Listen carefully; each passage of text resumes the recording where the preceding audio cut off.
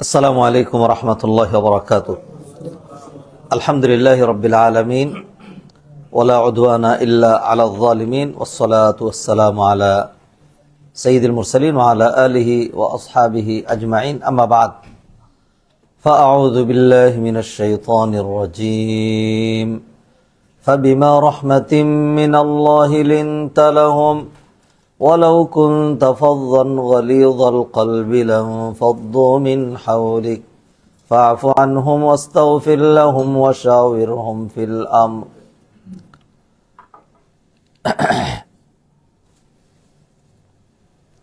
وعن أبي هريرة رضي الله تعالى عنه سئل رسول الله صلى الله عليه وسلم عن أكثر ما يدخل الناس الجنة فقال تقوى الله وحسن الخلق. وسئل النبي صلى الله عليه وسلم عن أكثر ما يدخل الناس النار فقال الفم والفرج. رواه الترمذي. আলহামদুলিল্লাহ, সবাই বলে আলহামদুলিল্লাহ।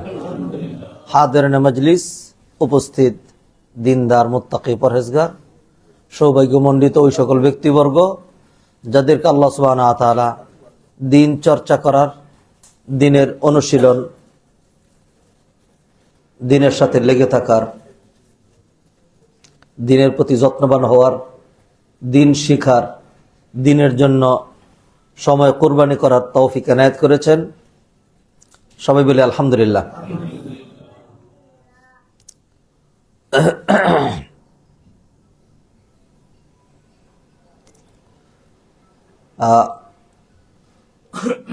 বনশ্রী আইসিডি কর্তৃক অথবা কমিউনিটি ডেভেলপমেন্ট যে ইনস্টিটিউট, সেখানে আয়োজিত অধ্যকার এই হালাকা প্রোগ্রামে উপস্থিত সম্মানিত ভাইরা, সম্মানিত বোনেরা, আপনাদের সবাইকে সাধুবাদ, ধন্যবাদ, মোবারকবাদ জানাচ্ছি কষ্ট করে আসার জন্য, সময় কোরবানি করার জন্য। আরও ধন্যবাদ জানাচ্ছি ওই সকল ভাই বোনদেরকে যারা কোনো কারণে আজকে সরাসরি আসতে পারেননি, তবে দিন, কোরআন, সুন্নাহ, আকিদা, হালাকা এর লোভে, ভালোবাসায় আপনি নিজের কর্মস্থল, নিজ গৃহ অথবা আপনার ব্যক্তিগত স্থান থেকে অনলাইনের মাধ্যমে আমাদের সাথে যুক্ত রয়েছেন। আল্লাহ আমাদের সকলের সমাধান কবুল করুন। আজকে আমার এখানে প্রথম আগমন। আপনারা কোনো বিষয় আমার উপর চাপিয়ে দেননি, নির্দিষ্ট করে দেননি। মিজান ভাই আমাকে বললেন সময় উপযোগী একটা বিষয় আপনি চয়ন করে সেটার উপর ইয়া করবেন।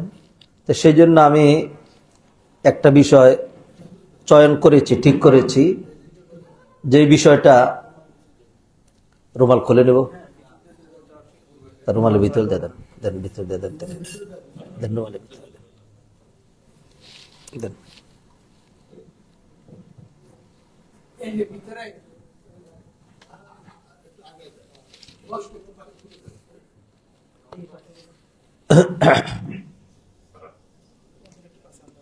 জি,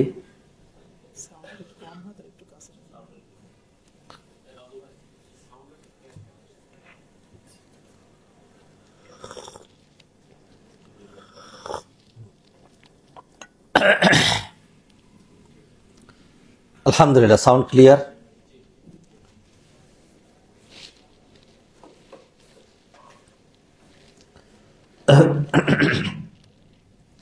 এবার সাউন্ড ঠিক আছে?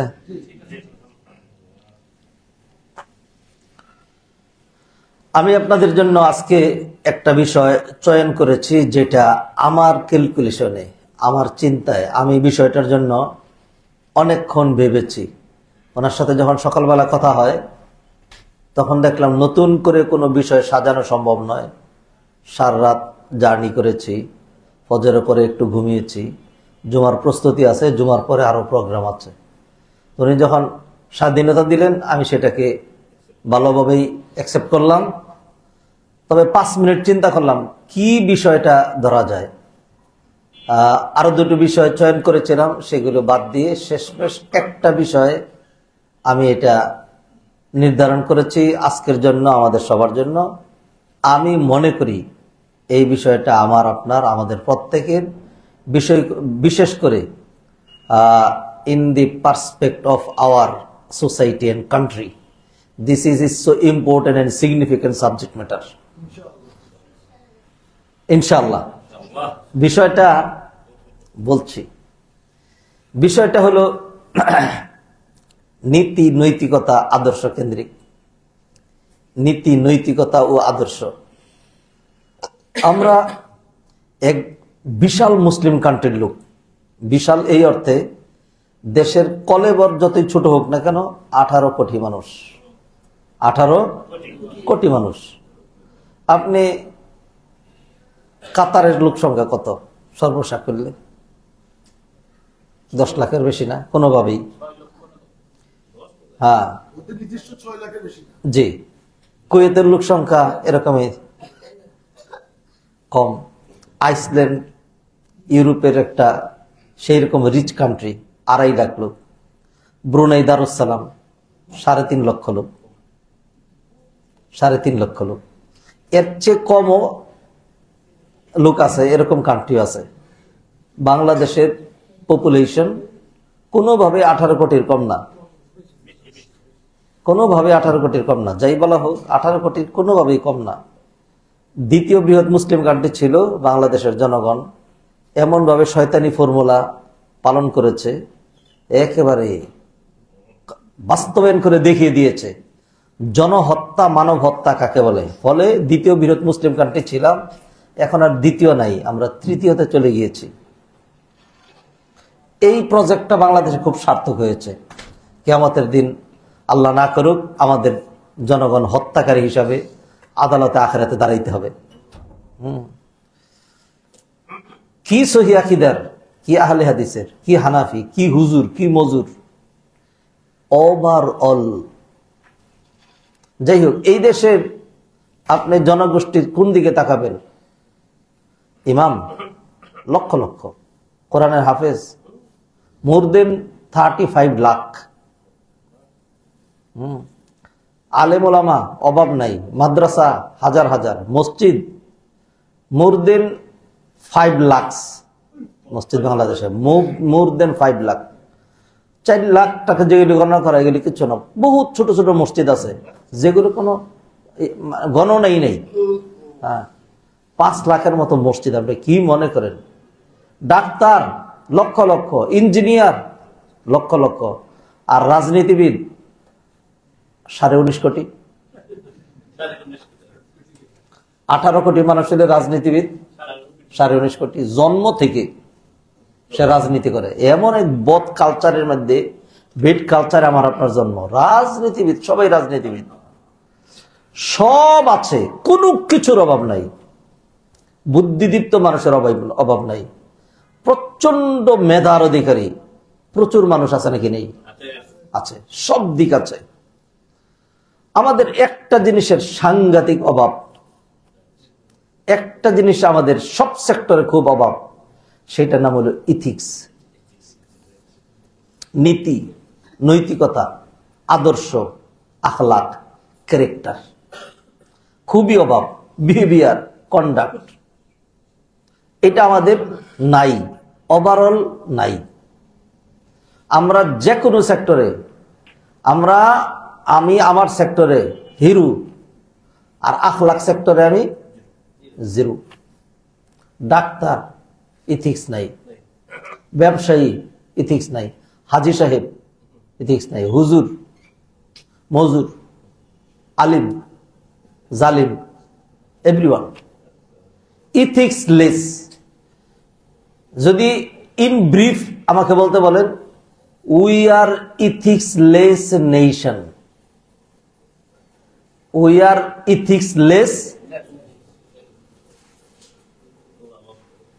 নৈতিকতা বিহীন, নৈতিকতা বিবর্জিত যেই জাতি, সেটা আমরা। আমাদের জাতির অনেক মেরিট আছে, তবে ডিমেরিটেরও অভাব নেই। আমি মেরিটগুলো এখন আলোচনা করছি না, ডিমেরিটের কথাই বলছি। কামরা কামরি জাতি, এই জাতি খুব কামরা কামরি করতে পারে। কামরা কামরি চিনেন? একটা এক্সাম্পল দিলে হয়তো খারাপ লাগবে। বিশাল বড় গরু মহিষ একটা ময়ূরে পড়ে রয়েছে, পাঁচ সাত জনে খাইয়ে শেষ করতে পারবে না, তারপরে আরেকজনে খাইতে দিচ্ছে না, কামড় দেয় তারে, তুই সর আমি একাই খাবো। তো তুই খাইলে তো তুই মরে যাবি, তোর পেটে তো এটা। হ্যাঁ, কিন্তু কি করবে? কামড়া কামড়ি করবে। তো ওই যে ডিউজিনেশন, হ্যাঁ, তাদের হ্যাবিট, তাদের কালচার হলো কামড়া কামড়ি করা। আমাদের সাথে যায় না, মানায় না, তবু আমরা এই কাজটাই করি। আমি আমার ক্যালকুলেশনে, আমার পর্যবেক্ষণে দেখেছি আমাদের জাতির প্রধান সমস্যা দুইটা। একটা হলো নৈতিকতা, আর একটা হলো হারামখোরি। আর একটা হলো হারামখোরি। চাকরিজীবী হারাম খায়, চাকরিতে ফাঁকি দিচ্ছে, ব্যবসায়ী ফাঁকি দিয়ে ব্যবসা করছে, মিথ্যার আশ্রয়ে ব্যবসা করছে, হারাম খাচ্ছে। হ্যাঁ, আর আপনি অন্য কোনটার মধ্যে যাবেন? পেস্ট দিয়া, তেল দিয়া দুধ বানিয়ে বিক্রি করছে, তার ইনকামটা হালাল, ঠিক না? ফ্লেভার দিয়া, অন্য কিছু দিয়া আপনার সুন্দর খাঁটি সরিষা তেল বিক্রি করে দিলেন, ইনকামটা হালাল। তো আমাদের জাতির বড় ধরনের সমস্যাটাই নীতি নৈতিকতার মধ্যে। আমাদের জাতির মধ্যে আপনি যদি ইসলামী পোশাকের কথা বলেন, কোটি কোটি মানুষ, দাড়িওয়ালা বলবেন কোটি কোটি। হজ প্রতি বছর বাংলাদেশি হজ করে 3 লাখ, সর্বসাকুল্য হজ করে 25 থেকে 30 লাখ। এর মধ্যে বাংলাদেশ যদি 3 লাখ হয়, তাহলে 10 ভাগের 1 ভাগ। এটা আপনি কি মনে করেন? বিশাল। ডাইনে বামে সামনে যেদিকে তাকাবেন বাংলা কথা শোনা যাচ্ছে। কেন বললাম অন্তত 3 লক্ষ মানুষ? বাংলাদেশ থেকে লাখখানি যায়। আরব কান্ট্রিতে যারা আছে, সৌদি আরবের ভিতরে বাংলাদেশি যারা আছে, তারা অন্তত লাখখানিক হজ করে। অন্যান্য আরব কান্ট্রি মিলে অন্তত লাখ 1.5। এরপরে ইউরোপ, আমেরিকা, অস্ট্রেলিয়া, কানাডা, বালাডা সবকিছু মিলাইয়া সেখান থেকে আসে আরো এরকম 50-60 হাজার বাংলাদেশি, যারা বংশোদ্ভূত বাংলাদেশি, বাংলা ভাষাভাষী। নারীর টান, সম্পর্ক, আত্মীয়তা, সকল কিছু মিলিয়ে বাংলাদেশের সাথে তাদের খুব গভীর সম্পর্ক আছে। এই ধরনের 3 লক্ষ মানুষ প্রতি বছর হজ করে। হজ করলে নবীজি হাদিসে বলছেন, মান হাজ্জা ফালাম ইয়ারফুস ওয়ালাম ইয়াফসুক রাজা কায়াউমিন ওয়ালাদাতহু উম্মুহু, যে ব্যক্তি সুন্দর করে হজ করলো, সে এমন ভাবে নিষ্পাপ হয়ে স্বদেশে ফিরে আসলো যেন as a new born innocent child, নবভূমিষ্ঠ নিষ্পাপ বাচ্চার মতো। ওই হাজি সাহেবে আবার মাপে কম দিচ্ছেন, মিথ্যা চলচাতুরি করছেন, ঠিক না? আমাদের লেকিংটা কোথায়? আমরা স্ট্রাকচারাল নেশন, এইগুলি আমাদের জাতির বিভিন্ন, আমি যেগুলি বলি এগুলি অভিজ্ঞতালব্ধ কথাবার্তা। Structural nation. আমার মাথায় রুমাল আছে, গায়ে জুব্বা আছে, হ্যাঁ, মুখে দাড়ি আছে, ইসলামী পোশাক আছে, অভাব নাই। এইটাই সালাত, মসজিদের অভাব নেই, মসজিদ ভরে যাচ্ছে, জুমার নামাজে প্রচুর মানুষ হয়, যদিও কম্পারেটিভলি আরো অনেক মানুষ হওয়ার কথা, হচ্ছে না, কিন্তু যা হচ্ছে সেটাও কিন্তু কম নয়, সবই হচ্ছে। কিন্তু আমরা কমপ্লিটলি ফেল করেছি কোথায়? ইবাদতের টার্গেট, লক্ষ্য, উদ্দেশ্য উদ্ঘাটন করতে আমরা ব্যর্থ। ইবাদতের যেই লক্ষ্য উদ্দেশ্যে করা হয় এটাকে বলা হয় মাকাসিদুশ শরিয়া। মাকাসিদুশ শরিয়া, শরিয়ার কিছু লক্ষ্য উদ্দেশ্য আছে। যাকাত কেন প্রবর্তন করা হলো, এর পিছনে কিছু লক্ষ্য উদ্দেশ্য আছে না? হজ প্রবর্তন করছে, প্রতি বছর লক্ষ লক্ষ টাকা খরচ করে সারা পৃথিবীর থেকে মানুষ আইসা কাবার ঘরে একটু ঘুরবে, আরাফায় গিয়ে একটু বসে থাকবে, আবার দেশে ফিরে আসবে। খালি এইটুকুন, খালি বাহ্যিক এইটুকুনের জন্যই। জুমার নামাজে পুরো সমাজের মানুষ মসজিদে আসবে, 2 রাকাত নামাজ পড়ে খুতবা শুনে চলে যাবে, খালি এইটুকুনের জন্যই না। সারা দিন না খায় থাকবে, পুরো জাতি সারাদিন না খায় থাকবে, খালি না খায় থাকার জন্যই। ইবাদতের যে লক্ষ্য উদ্দেশ্য আছে সেটা আমরা উদ্ঘাটন করতে কি ব্যর্থ হয়েছি। সকল ইবাদতের লক্ষ্য উদ্দেশ্য হলো বান্দাকে, মানুষকে সত্যিকার অর্থে জানোয়ার না বানায়া আনোয়ার বানানো। মানুষ যেন সত্যিকার অর্থে কি হয়? আনোয়ার হয়, ক্যারেক্টারাইজ যেন হয়, মানুষ যেন সত্যিকার মানুষ হয়। আমি দুই একটা উদাহরণ দিই তাড়াহুড়া করে, 1 ঘন্টার আলোচনা তো এখানে কিছুই বলা সম্ভব হবে না। যৎসময় নিয়ে আমরা আলোচনা করব, যৎসময় নিয়ে আলোচনা করব। আপনি দেখবেন ফ্রুত করে 1 ঘন্টা চলে গেছে, টেরও পাবেন না ইনশাআল্লাহ। সালাত গুরুত্বপূর্ণ ইবাদত নয় কি? আল্লাহ বলেন ইন্নাস সালাতা তানহা আনিল ফাহশাই ওয়াল মুনকার। আল্লাহ এখানে ক্লিয়ার করে দিলেন সালাতের টার্গেট হলো বান্দার ক্যারেক্টার ঠিক করা, বান্দার নীতি নৈতিকতা আদর্শবান সত্যিকার মানুষ বানানো। মানুষ স্ট্রাকচারালি, আপনি দেখেন স্ট্রাকচার, আপনি যে you are the nobles creation of almighty Allah সুবহানাহু ওয়া তাআলা, don't forget you are the nobles creation of almighty Allah সুবহানাহু ওয়া তাআলা। কিভাবে আপনার সৃষ্টির সেরা? আপনি আমাদের প্রমাণ করে দেখান দেখি, গর্দান টান করে দেখেন দেখি। আপনি বাগুন গাছে উঠতে 3টা বেগুন পাড়ার জন্য বেগুন বুঝেন না, বেগুন পাড়ার জন্য 3টা সিঁড়ি লাগে। হ্যাঁ, বেগুন পাড়ার জন্য 3টা সিঁড়ি লাগে। এরপরে হইলো শক্তি আপনার কি আছে, ক্ষিপ্রতার দিক থেকে একটা কুকুরের সাথে দৌড়াইতে শুরু করেন দেখি, আপনি পারেন নাকি? পারবেন না। খুব শক্তিশালী একটা দুর্বল গরুরে বাম দিকে দিব, আর আপনি সবল যুবক ডাইন দিকে দিয়া জোয়াল ধরাই দিব। জোয়াল চিনেন? হাল চাষ করে যে ধরাই দিব। 2 বিঘা জমি চাষ করার পরে তোমাকে অনেক দামি নাস্তা দেওয়া হবে, ডিম দেওয়া হবে, বাটার দেওয়া হবে, ফ্রুট দেওয়া হবে, মিল্ক দেওয়া হবে, এইটা দেওয়া হবে, সেইটা দেওয়া হবে। তাড়াতাড়ি 2 বিঘা জমি চাষ করো। লাঙ্গল টেনে 2 বিঘা জমি চাষ করবেন, পারবেন? পারবেন না। গরু পারে নাকি? পারে না। গরু পারে। আপনি তো গরুর চেয়ে অদম। এখানে নাকের পাওয়ার, কত রকম যন্ত্রপাতি দিয়ে আমরা ধরতে পারি না। সর্বশেষ ডগ স্কোয়াড, এটা লাগে কিসের জন্য? ক্রাইম উদ্ঘাটন করার জন্য। বদ্ধ লাগেজ, হ্যাঁ, সেটার ভিতরে আরো কত রকম ফলি পেপার দিয়ে ইত্যাদি দিয়ে কত ভাবে করলে আর এটা ধরা পড়ে না। কুকুর এইটার কাছে, লাগেজের কাছে নাকটা নিয়েই খামচাইতে শুরু করে যে এটা ভালো করে চেক করো, there is something, there is something. তাইলে আপনার নাকের পাওয়ার এটাও কুকুরের চাইতেও নগণ্য, ঠিক না? গলা লম্বা করে দেখেন, জিরাফ কিচ্ছু লাগে না, গাছের আগা থেকে খাচ্ছে নাকি? খাচ্ছে না। ওয়েটের দিক থেকে আপনার ওয়েট বেশি নাকি হাতির ওয়েট বেশি? বেশি। সব দিক থেকে, সকল দিক থেকে আমরা সীমিত।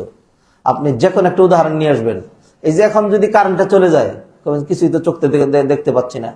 অন্ধকার রাতে ডার্ক রুমে মাটির নিচে আপনাকে কোথাও যদি এ করে দেওয়া হয়, আপনার সুন্দর স্ত্রীও যদি আপনার সামনে দেওয়া হয়, আপনাকে আমি তো কিছু দেখতে পাচ্ছি না। আপনি দেখার জন্য নিজের চোখের পাওয়ার এবং আউট পাওয়ার, এই দুইটা যখন একসাথে হয় তখন কি আপনি দেখেন, ঠিক কিনা? নিশাচর প্রাণী সেই মাটির গভীরে, কোনো কিচ্ছু নাই, লাইট নেই, কিচ্ছু নাই, টার্গেট নিচ্ছে শিকারকে এবং সেটাকে ধরে সে খেয়ে, হ্যাঁ, মোটা তাজা। এই যে শীত সিজনে মাহফিল করি যে, এটা আমার জীবনের একটা অভিজ্ঞতা। মাহফিল থেকে যখন ফিরার পথে প্রচুর শিয়াল দেখি, রাস্তা শিয়াল পরে। আমার জীবনে আজও একটা শিয়াল এরকম পাই নাই যে শিয়ালটা না খাইতে খাইতে শুকাই গেছে। আমি বলি আধুনিক যুগে সবাই মুরগি টুরগি যেভাবে পালে, এগুলো সুরক্ষিত জায়গায়, মুরগি পাওয়ার সুযোগ তার নাই, ছাগল খাওয়ার সুযোগ তার নাই। সব মানুষ সিকিউর। সে কি খায় যে তার প্রতিটার স্বাস্থ্য নাদুস নদুস। আল্লাহ সুবহানাহু ওয়া তাআলা তাকে রিজিক দিচ্ছেন নাকি দিচ্ছেন না? নিশ্চয়ই। সেই অন্ধকারের মধ্যেও কোথাও থেকে টার্গেট নিয়ে সে তার শিকার ধরছে, খাচ্ছে। তাইলে চোখের পাওয়ারে আপনি পিছনে, নাকের ঘ্রাণে আপনি পিছনে, শরীরের শক্তিতে আপনি পিছনে, হাইটে আপনি পিছনে, দৈর্ঘ্যে আপনি পিছনে, লেংথে, তারপরে অন্যান্য দিক থেকে স্ট্রেংথে সব দিক থেকে আপনি পিছনে, সব দিক থেকে পিছনে। এরপরেও আপনার দাবি, এবং এইটাই সত্য, we are the nobles creation, ঠিক আছে না? আমরাই সেরা। তাইলে সেরার পিছনে, সেরা হওয়ার পিছনে কিছু কারণ আছে নাকি? নেই। হ্যাঁ, কারণটা অবশ্যই আপনার মোটা শরীর নয়, বিউটিফুল ফেস নয়, আপনার হাইট নয়, আপনার স্ট্রাকচারটা নয়। কারণটা অন্য আরেকটা। ওই কারণটা যদি আপনার ঠিক থাকে তাহলে সত্যি আপনি আনোয়ার।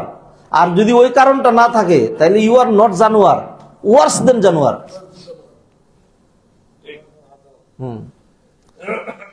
তো সেই জন্য আমাদেরকে জানতে হবে আল্লাহ সুবহানাহু ওয়া তাআলা কি কি লক্ষ্যে এই ইবাদতগুলো প্রবর্তন করেছেন।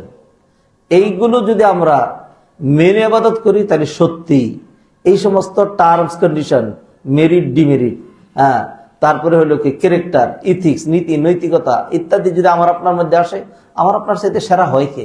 হওয়ার কোনো প্রশ্নই আসে না। আল্লাহ সুবহানাহু ওয়া তাআলা মানুষকে বহুত উপরে উঠিয়ে দিয়েছেন, এত উপরে উঠিয়েছেন যে উপরে একটা ফেরেশতা উঠতে পারে না। আর যারা এই নীতি নৈতিকতা ছাড়া থাকবে, আমার আপনার মতোই মানুষ, আপনার আপন ভাই, আপনার ব্লাড কানেক্টেড সন, আপনি নিজেই তাকে বলছেন গাধা, গর্দভ, জানোয়ার। কিসের জন্য বলেছেন? জানোয়ার বললেন কেন? তার লেজ আছে, 4টা পা আছে? নাই। According to his character, activities, behaviour, conduct, nature ইত্যাদির কারণে। তাহলে মানুষ শুধুমাত্র টাকা পয়সা, বিত্ত, বৈভব, স্বাস্থ্য, দৈর্ঘ্য, শক্তি ইত্যাদি দিয়ে মানুষ হয় না। মানুষ হইতে হইলে তার আরো কিছু বিষয় লাগে, যেগুলো থাকলে সে বহু উপরে ওঠে। আমদালে মানুষ নিচে নামতে নামতে এত নিচে যায়, একটা পর্যায়ে ইবলিস শয়তান ঘোষণা করে যে তোমার মতো ইবলিসের সাথে আমি ইবলিসের কোনো সম্পর্ক।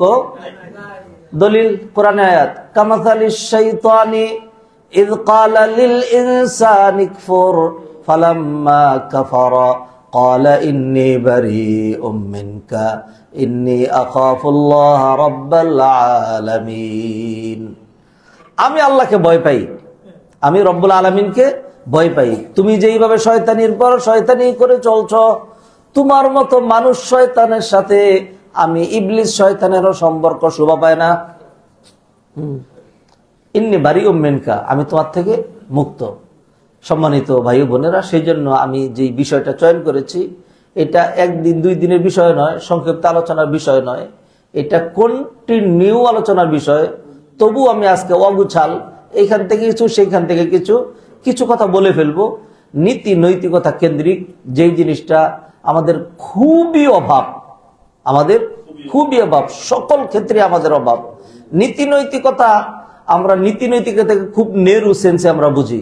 আমরা অনেকে মনে করি যে শেখ বললে হইলো, আমি কি মদ খাই, আমি কি জুয়া খেলি, আমি কি বদমাইশি, তারপরে হলো অ্যাডাল্টারি, জিনা, ব্যভিচার, চুরি চামারি, এগুলো আমি করি। এগুলো আপনি করেন না, কিন্তু আপনার যে চেহারা, ইন্না লিল্লাহি ওয়া ইন্না ইলাইহি রাজিউন, আপনার যে হাসি, চেহারা মানে কি? এমন চেহারা মানুষ আপনার কাছে আগেই আসবে, আপনার চেহারা দেখলে মানুষ বলবে দেই দূর। আপনার যে ব্যবহার, চারালের ব্যবহার চাইতেও খারাপ। আল্লাহ সুবহানাহু ওয়া তাআলা নবীজিকে কি বললেন? ফাবিমা রাহমাতিম মিনাল্লাহি লিনতা লাহুম, আল্লাহর দয়ায় আপনি বিনম্রতা প্রদর্শন করতে পেরেছেন। ওয়ালাউ কুনতা ফাযযান গালিযাল কলবি, আপনি যদি রূঢ়ভাষী, কঠিন প্রকৃতির হতেন, লানফাদ্দু মিন হাওলিক, তাহলে মানুষ আপনার কাছে না এসে মানুষ আপনার থেকে দূরে চলে যেত। হাদিরিন মাজলিস, I am discussing about good character, bad character, ethics, নীতি নৈতিকতা, আদর্শ, আখলাক, যেটা দ্বীন ইসলামের সবচেয়ে গুরুত্বপূর্ণ বিষয়, সবচেয়ে গুরুত্বপূর্ণ। সকল ইবাদতের টার্গেট বান্দার আখলাক ঠিক করা। সালাতের ক্ষেত্রে একটা উদাহরণ দিলাম, লম্বা আলোচনা দাবি রাখে, করছি না। সিয়াম আল্লাহ কেন বললেন? সিয়াম আল্লাহ কেন প্রবর্তন করলেন? নবীজি হাদিসে বললেন, মান লাম ইয়াদা কাওলা যুরি ওয়াল আমালা বিহি ফালাইসা লিল্লাহি হাজাতুন ফি আইয়াদা তাআমাহু ওয়া শারাবা। যে ব্যক্তি অশ্লীল, গর্হিত, নিন্দিত, শয়তানি, মিথ্যা, ছলছাতুরি, প্রতারণা ইত্যাদি ত্যাগ করলো না, আল্লাহর বিন্দুমাত্র প্রয়োজন নাই যে ওই লোকটা সারাদিন না খেয়ে থাকবে। কেউ যদি আপনার সাথে ঝগড়া লাগে, আপনি যে রোজা রাখেন, তার নবীজি শিখাইছেন, ফাইন সাব্বাহু আহাদান আও শাতামাহু ফালিয়াকুল ইন্নী সাইম ইন্নী সাইম, সে বলবে আমি রোজাদার। আমি কি? আমি রোজাদার, আমি রোজাদার। তাইলে কি বুঝলাম এখান থেকে? বুঝলাম সারাদিন না খায় রাখার জন্য নয়। কি বললেন নবীজি? আরেক হাদিসে বললেন, রুব্বা সাইমিন লাইসা লাহু মিন সিয়ামিহি ইল্লাল জু', কিছু রোজাদার আছে তার রোজার সার্থকতা হলো খালি ক্ষুধায় কষ্ট করা, আর অন্য কোনো সার্থকতা নাই। তাহলে সিয়ামের টার্গেট মানুষের চরিত্র ঠিক করা। হজ এটা তো আরেক জিনিস। আল্লাহ সুবহানাহু ওয়া তাআলা কি বলেন, আল হাজ্জু আশহুরুম মালুমাত ফামান ফারাদা ফীহিন্নাল হাজ্জ ফালা রাফাসা ওয়ালা ফুসুকা ওয়ালা জিদালা ফিল হজ।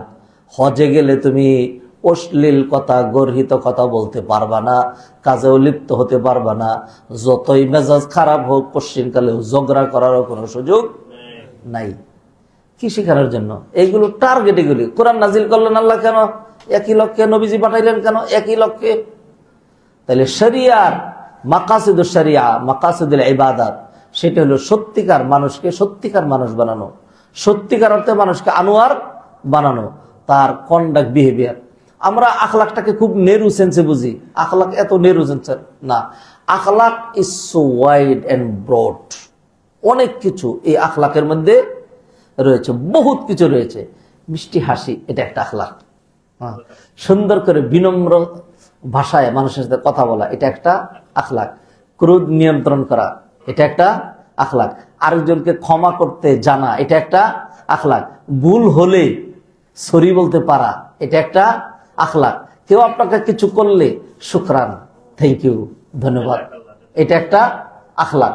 এইভাবে আখলাকের যত সেক্টর আছে, ব্যবসায় আখলাক, স্ত্রীর সাথে আখলাক, ছেলের সাথে আখলাক, শিক্ষক ছাত্রের সাথে আখলাক, ছাত্র শিক্ষকের সাথে আখলাক, বন্ধু বন্ধুর সাথে আখলাক, রাষ্ট্র পরিচালনায় আখলাক, রাষ্ট্রপ্রধানের সাথে আখলাক, জনগণের সাথে আখলাক, চলাফেরায় আখলাক।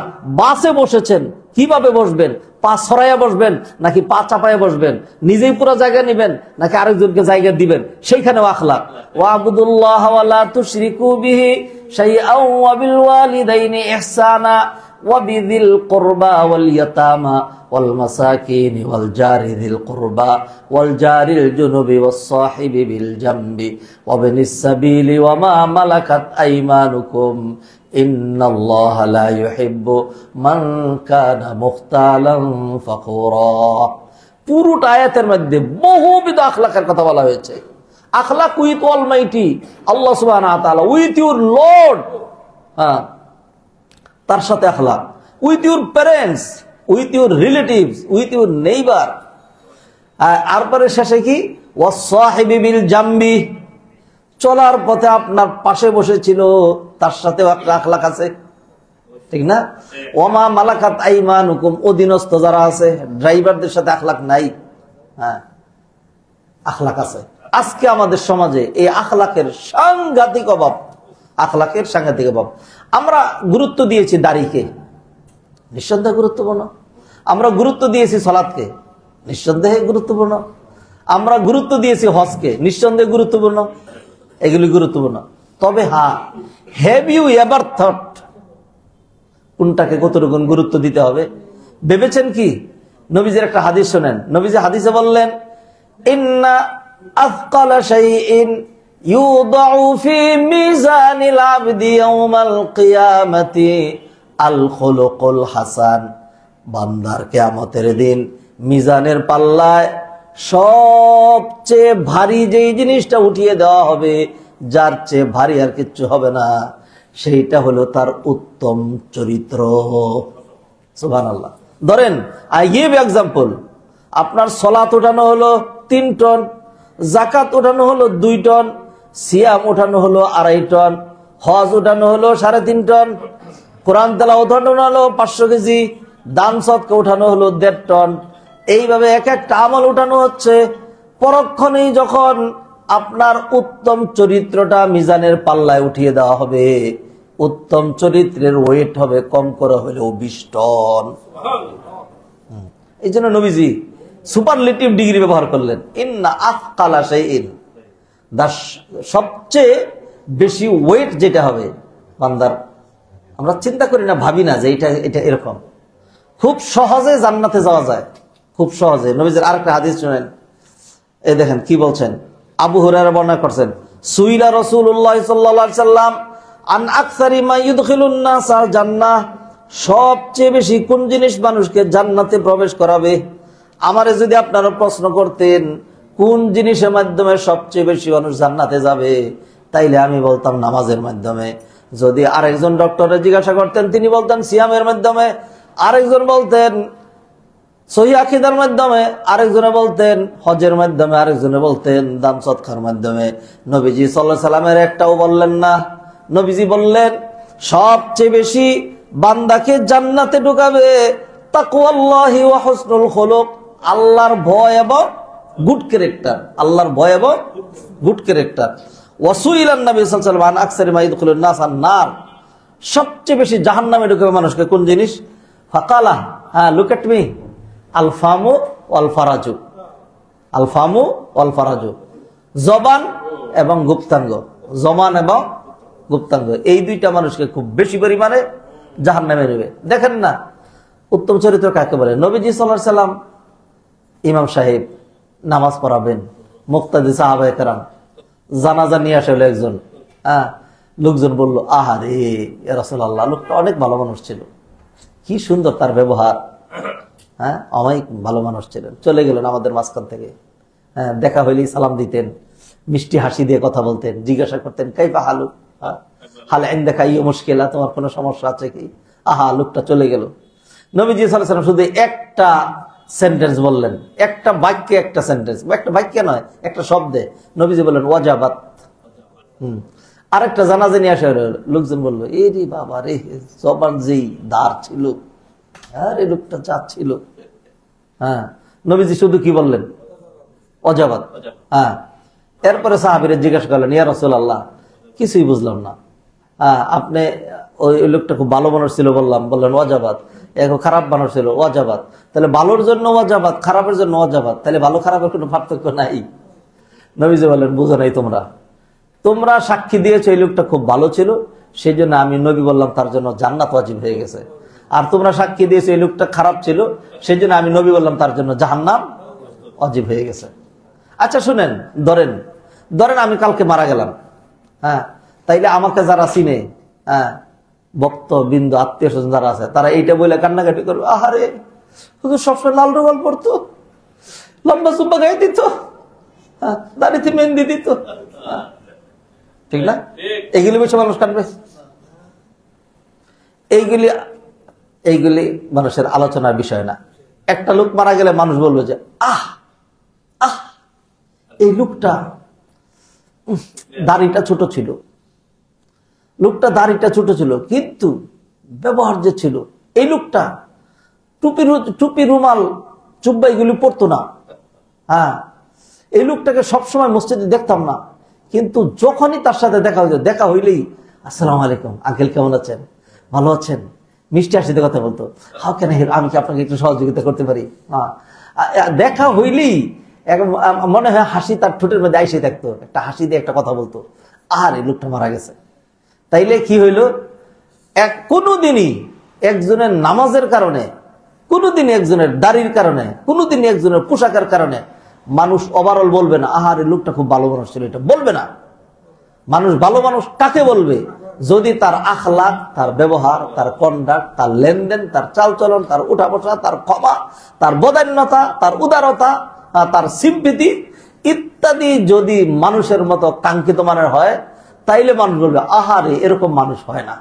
কোনদিন কাউকে ঠকাইছে, কোনদিন কাউকে গালি দিছে, কোনদিন কারো দিকে মুখ কালা করছে, আমাদের মনে পড়ে না। কি ভালো মানুষ ছিলেন। কথা কি বুঝেছেন?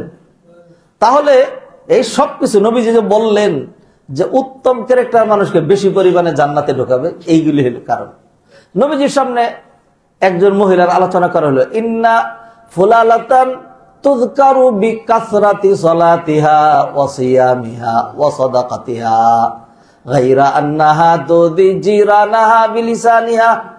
ওই মহিলা অনেক মুত্তাকি, পরহেজগার, অনেক দানবীর, হিজাব, পর্দা, নামাজ, রোজা খুব কাঙ্ক্ষিত মানের, সব ভালো, সবই ভালো, সবই ভালো, কোনো খারাপ নাই। ওই ছোট্ট একটা খারাপ বুঝবেন, এখানে বাচ্চারা আছে, বলতো খারাপ শোনা যায়। এক মেয়ের খুব প্রশংসা করছে, ঘটকরা যেরকম করে, ঘটক মানি তো ওয়ান টাইপ অফ বাটপার, খুব প্রশংসা করছে, দুধে আলতায় কালার, বংশ এরকম, টল ফিগারের, চেহারা এরকম, সব ভালো। আমি মাঝে মধ্যে ছাত্রদেরকে ক্লাসে এগুলো বলি, সব দিক দিয়ে ভালো, এত ভালো, ছোট্ট একটা, এটা কোনো বিষয় না। হ্যাঁ, ছোট্ট একটা সমস্যা, এটা কোনো বিষয় না। হ্যাঁ, সবই ভালো। কি কি সমস্যা? খুব বেশি না, ওই বিয়ের আগে ছোট্ট একটা বাচ্চা হয়েছিল, বেশি বড় না, বেশি বড় বাচ্চা হয়নি, 1.5-2 কেজি ওজনের ছোট্ট একটা বাচ্চা হয়েছিল। সব ঠিক আছে, খালি একটা সমস্যা। আমি ছাত্রদেরকে জিজ্ঞাসা করি যে সব দিক দিয়ে ভালো, খালি এই ছোট্ট একটা সমস্যা, বিয়ে করবা না? আর বিয়ে করতে গিয়ে দুনিয়ার বেটা কেউই কোনোদিন 16 আনা পায় না, কিছু না কিছু মাইনাস করা লাগে। তো এটা তো সব ভালো, খালি একটা ছোট্ট একটা খারাপ। কি হয়েছিল? বড় বাচ্চা হয়নি, ছোট্ট একটা বাচ্চা হয়েছিল বিয়ের আগে। করবা এটা? স্টুডেন্ট অসম্ভব, প্রশ্নই আসে না। হ্যাঁ, কালো হোক মেনে নেওয়া যাবে, হ্যাঁ, বেটে হোক মেনে নেওয়া যাবে, শিক্ষায় কম হোক মেনে নেওয়া যাবে, একটু রাগি হোক মেনে নেওয়া যাবে, কিন্তু এইটা মেনে নেওয়া যায় না। এবার শুনেন, এক্সাম্পল দিলাম বুঝানোর জন্য, এক্সাম্পল দিলাম বুঝানোর জন্য। নবীজি সাল্লাল্লাহু আলাইহি ওয়াসাল্লামকে বলা হলো, মহিলা সব ভালো, যেমন পর্দা, যেমন নামাজ, যেমন দান সৎকার, সব দিক দিয়ে ভালো, কোনো খারাপ নাই। একটু খারাপ। কি খারাপ? গায়রা আন্নাহা তুযি জিরানাহা বিলিসানিহা, শুধুমাত্র জবান দরাজি করে, খারাপ ব্যবহার করে তার যে প্রতিবেশিনী, তার আশেপাশের লোকজন যারা আছে তাদেরকে জবান দিয়া কষ্ট দেয়, তাদেরকে জবান দিয়া কষ্ট দেয়। নবীজি বলেন হিয়া ফিন্নার, এই মহিলা জাহান্নামী। নবীজি বলেন এই মহিলা জাহান্নামী। আরেকজনের কথা বলা হইলো যে এত দান সৎকার করতে পারে না, ফরজ আবাদতটা ঠিক রাখে, তবে এত কিছু রিয়া নাই, এত বেশি কোনো কিছু নাই, তবে যা ব্যবহার সেই রকম ব্যবহার, সবার সাথে ভালো ব্যবহার করে। নবীজি ডাইরেক্ট বলে দিলেন হিয়া ফিল জান্নাহ, এই মহিলা জান্নাতে যাবে। আমরা বিশ্বাস করেন, বিশেষ করে স্পেশালি আমরা বেঙ্গলি নেশন, বাঙালি জাতি যারা আছি, আমরা পোশাকরে খুব গুরুত্ব দিই, ঠিক না? হ্যাঁ, মাঝে মধ্যে তো এরকম যে দরকার হয় নামাজ পড়বি না, টুপি ছাড়া ইজ্জত কে লিগা, বুঝেন নাই? দরকার হয় নামাজ পড়বে না, কিন্তু টুপি ছাড়া কেন? পোশাকরে খুব গুরুত্ব দিই, দাড়িরে খুব গুরুত্ব দিই, নামাজের গুরুত্ব দিই। আমি যে সবকটা গুরুত্বহীন সেটা বলছি না, এইগুলি গুরুত্বপূর্ণ, কিন্তু এর পিছনে যে আরো গুরুত্বপূর্ণ বিষয় আছে তাকে আমরা চিন্তা করেছি। এই দিক থেকে আমরা খুব পিছনে, ক্যারেক্টারের দিক থেকে আমরা খুব পিছনে। বিশেষ করে আমরা তো মাদ্রাসায় পড়াশোনা করেছি, আমাদের হুজুরদের, আলেম ওলামাদের এটা দিয়ে শুরু করে, আল্লাহ মাফ করুক, যা ব্যবহার, এটা কি বলবো, মানে ফেল করবে অন্যরাও। শব্দ নিলাম না, খারাপ শোনা যায়। মানে ছাত্রদের সাথে, মানুষের সাথে কখনো হাসি দিয়ে, মিষ্টি দিয়ে, অনেকে মনে করে দর বেশি মানি হইলেও ভালো ব্যবহার না করা। কখনো মুখে হাসি নেই, কখনো মিষ্টি ব্যবহার নেই, কখনো মানুষের সমস্যায়, মানুষের খোঁজখবর, জনসেবা, মানুষের পাশে দাঁড়ানো, এগুলি যে দিন ধর্ম এটা জানেই না। অথচ নবীজি কি বললেন? আল কালিমাতু তাইয়্যিবাতু সাদাকাতুন, আল কালিমাতু তাইয়্যিবাতু সাদাকাতুন, একটা ভালো কথা, এটা ভালো কথা নয়, এটা আল্লাহর রাস্তায় একটা সাদাকা। আল আমরু বিল মারুফ সাদাকাতুন, তুমি মানুষকে একটা ভালো কাজের নির্দেশ দিলা, এটা একটা সাদাকা। ওয়া নাহিয়ুন আনিল মুনকার, মানুষকে একটা খারাপ থেকে বারণ করলা, সাদাকা, এটা একটা সাদাকা। নবীজির হাদিস কি? তাবাসসুমুকা আলা ওয়াজহি আখিকা লাকা সাদাকা, তুমি তোমার একজন ভাইয়ের চেহারার দিকে তাকায়া মিষ্টি হাসি দিয়ে কথা বললা, এটা তুমি আল্লাহর রাস্তায় একটা সাদাকা করলা। প্রতিদিন সালাত পরে ধরেন একজনের সাথে দেখা হয়, সেও কথা বলে না, আসসালামু আলাইকুম আঙ্কেল, কি অবস্থা, কোন বাসা আপনার? আমি অমুক বাসার অমুকের ছেলে, ভালো আছেন আঙ্কেল, কি আপনার কি খেদমত করতে পারি আঙ্কেল? আপনার গত 2 দিন দেখিনি আঙ্কেল, অসুস্থ ছিলেন, এইভাবে একটু কথা বললেন, এরপরে দেখবেন এই লোকটা আপনার খোঁজখবর নেবে, বলবো যে না, ছেলেটা খুব ভালো, ছেলেটা খুব ভালো। তাহলে আপনি একটা দোয়াও পেয়ে গেলেন, আর আপনি সাক্ষী দিলেন, আপনার জন্য একদম সাক্ষী হয়ে গেল, আপনি যে ভালো মানুষ, এটা মানুষ সাক্ষী যেটা দিবে আল্লাহ সেটাই কি করবেন? গ্রহণ করবেন।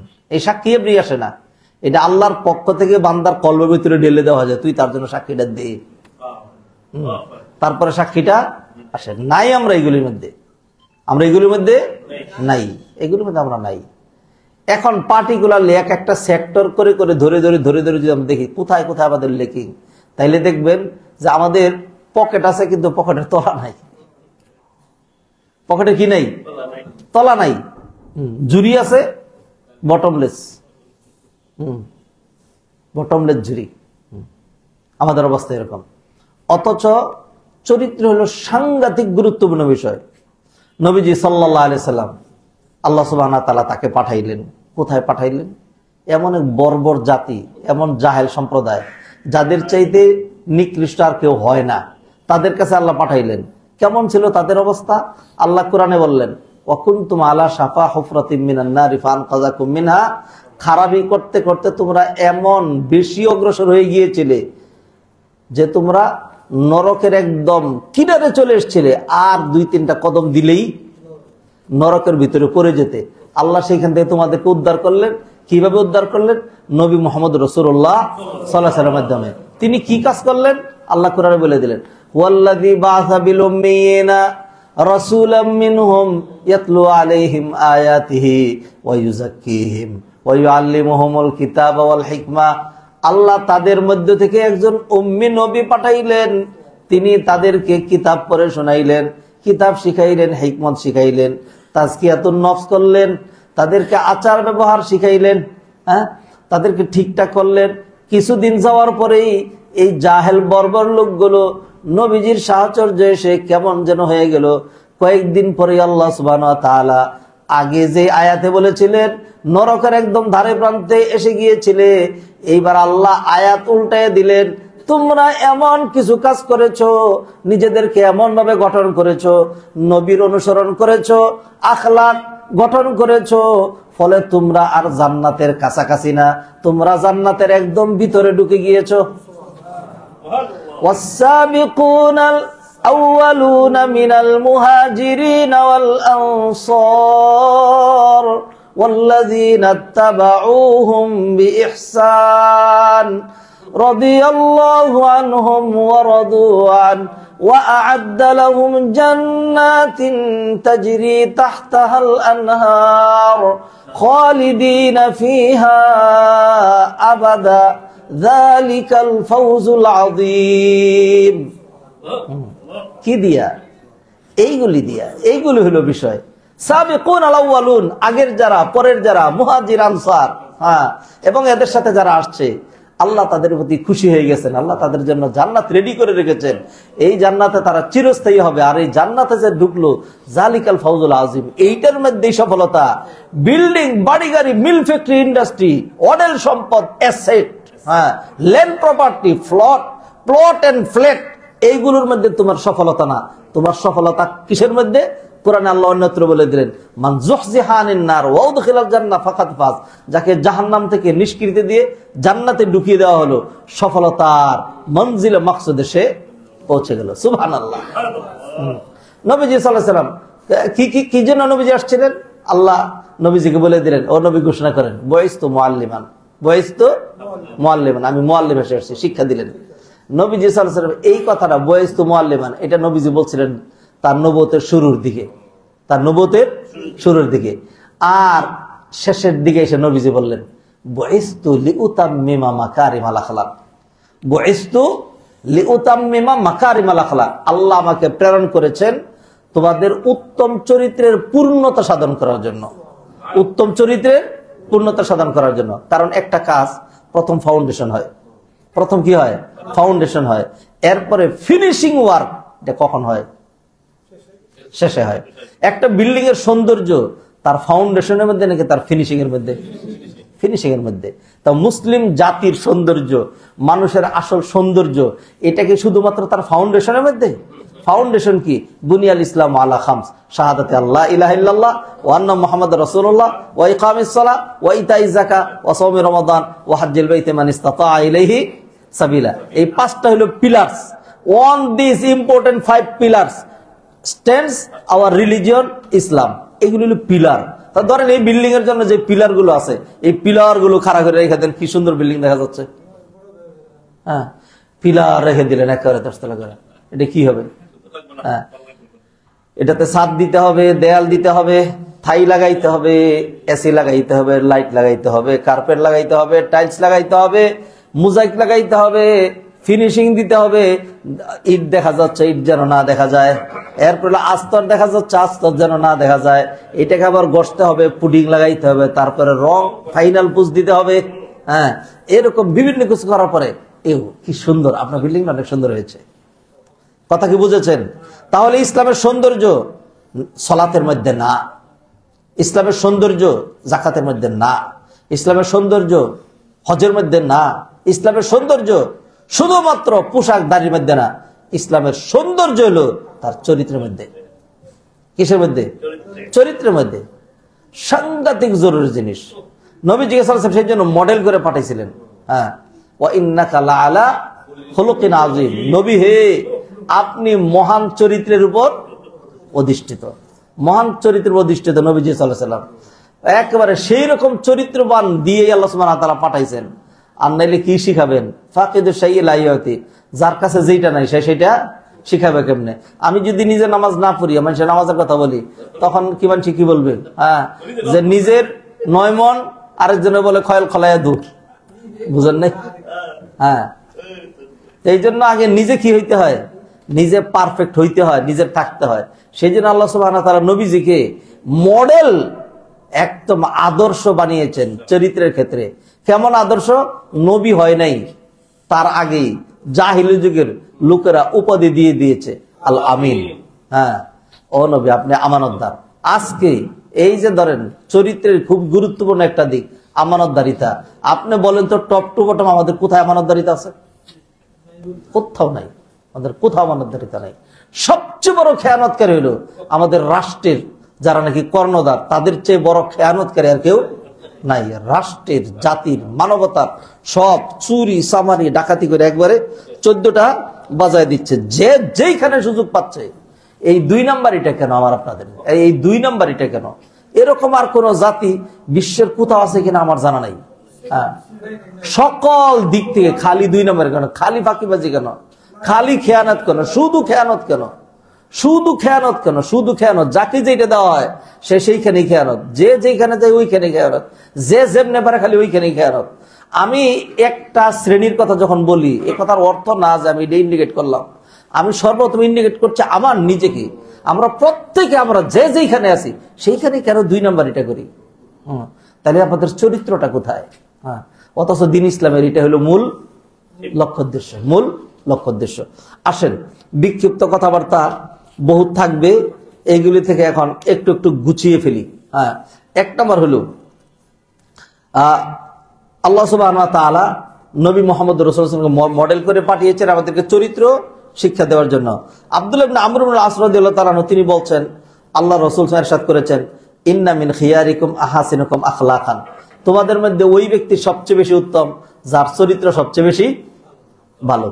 হ্যাঁ, অতএব যার পাওয়ার যত বেশি, যার চাপা যত টাইট, আমাদের আর নাই হোক একদিক থেকে আমাদের অনেক পজিটিভ দিক আছে না, সেটা খুব চাপাবাদ জাতি আমরা। হ্যাঁ, চাপা খুব টাইট। হ্যাঁ, তো যার চাপা টাইট, হ্যাঁ, সে উত্তম না। হ্যাঁ, যার এইটা সেটা আছে সে উত্তম না। উত্তম হলো যার চরিত্র যত উত্তম সে তত বেশি উত্তম। এরপরে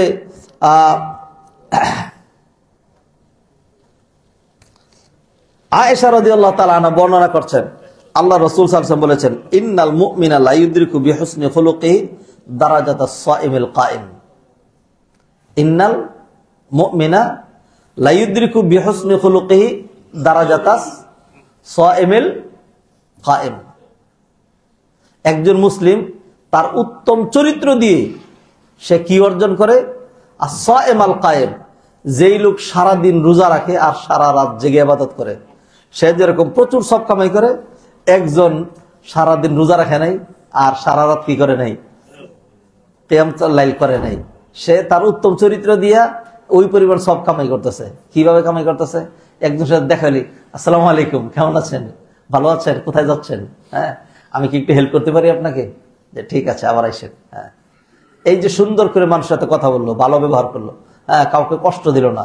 হ্যাঁ, এই যে তার উত্তম চরিত্রের 2টা দিক, এইগুলি যারা মেনটেন করবে সে ডাইরেক্ট হয়তো অন্যের মতো এত বেশি নামাজ পড়ছে না, এত বেশি রোজা রাখছে না, কিন্তু আল্লাহ সুবহানাহু ওয়া তাআলা তার এই আখলাকের কারণে তাকে ওরকম সব দিয়ে দিবেন।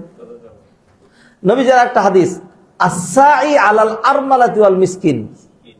আস-সাই আলাল আরমালা, আরমালা মানে উইডু, আরমালা মানে উইডু, বিধবা।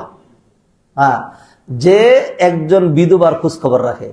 বিধবা কাকে বলে?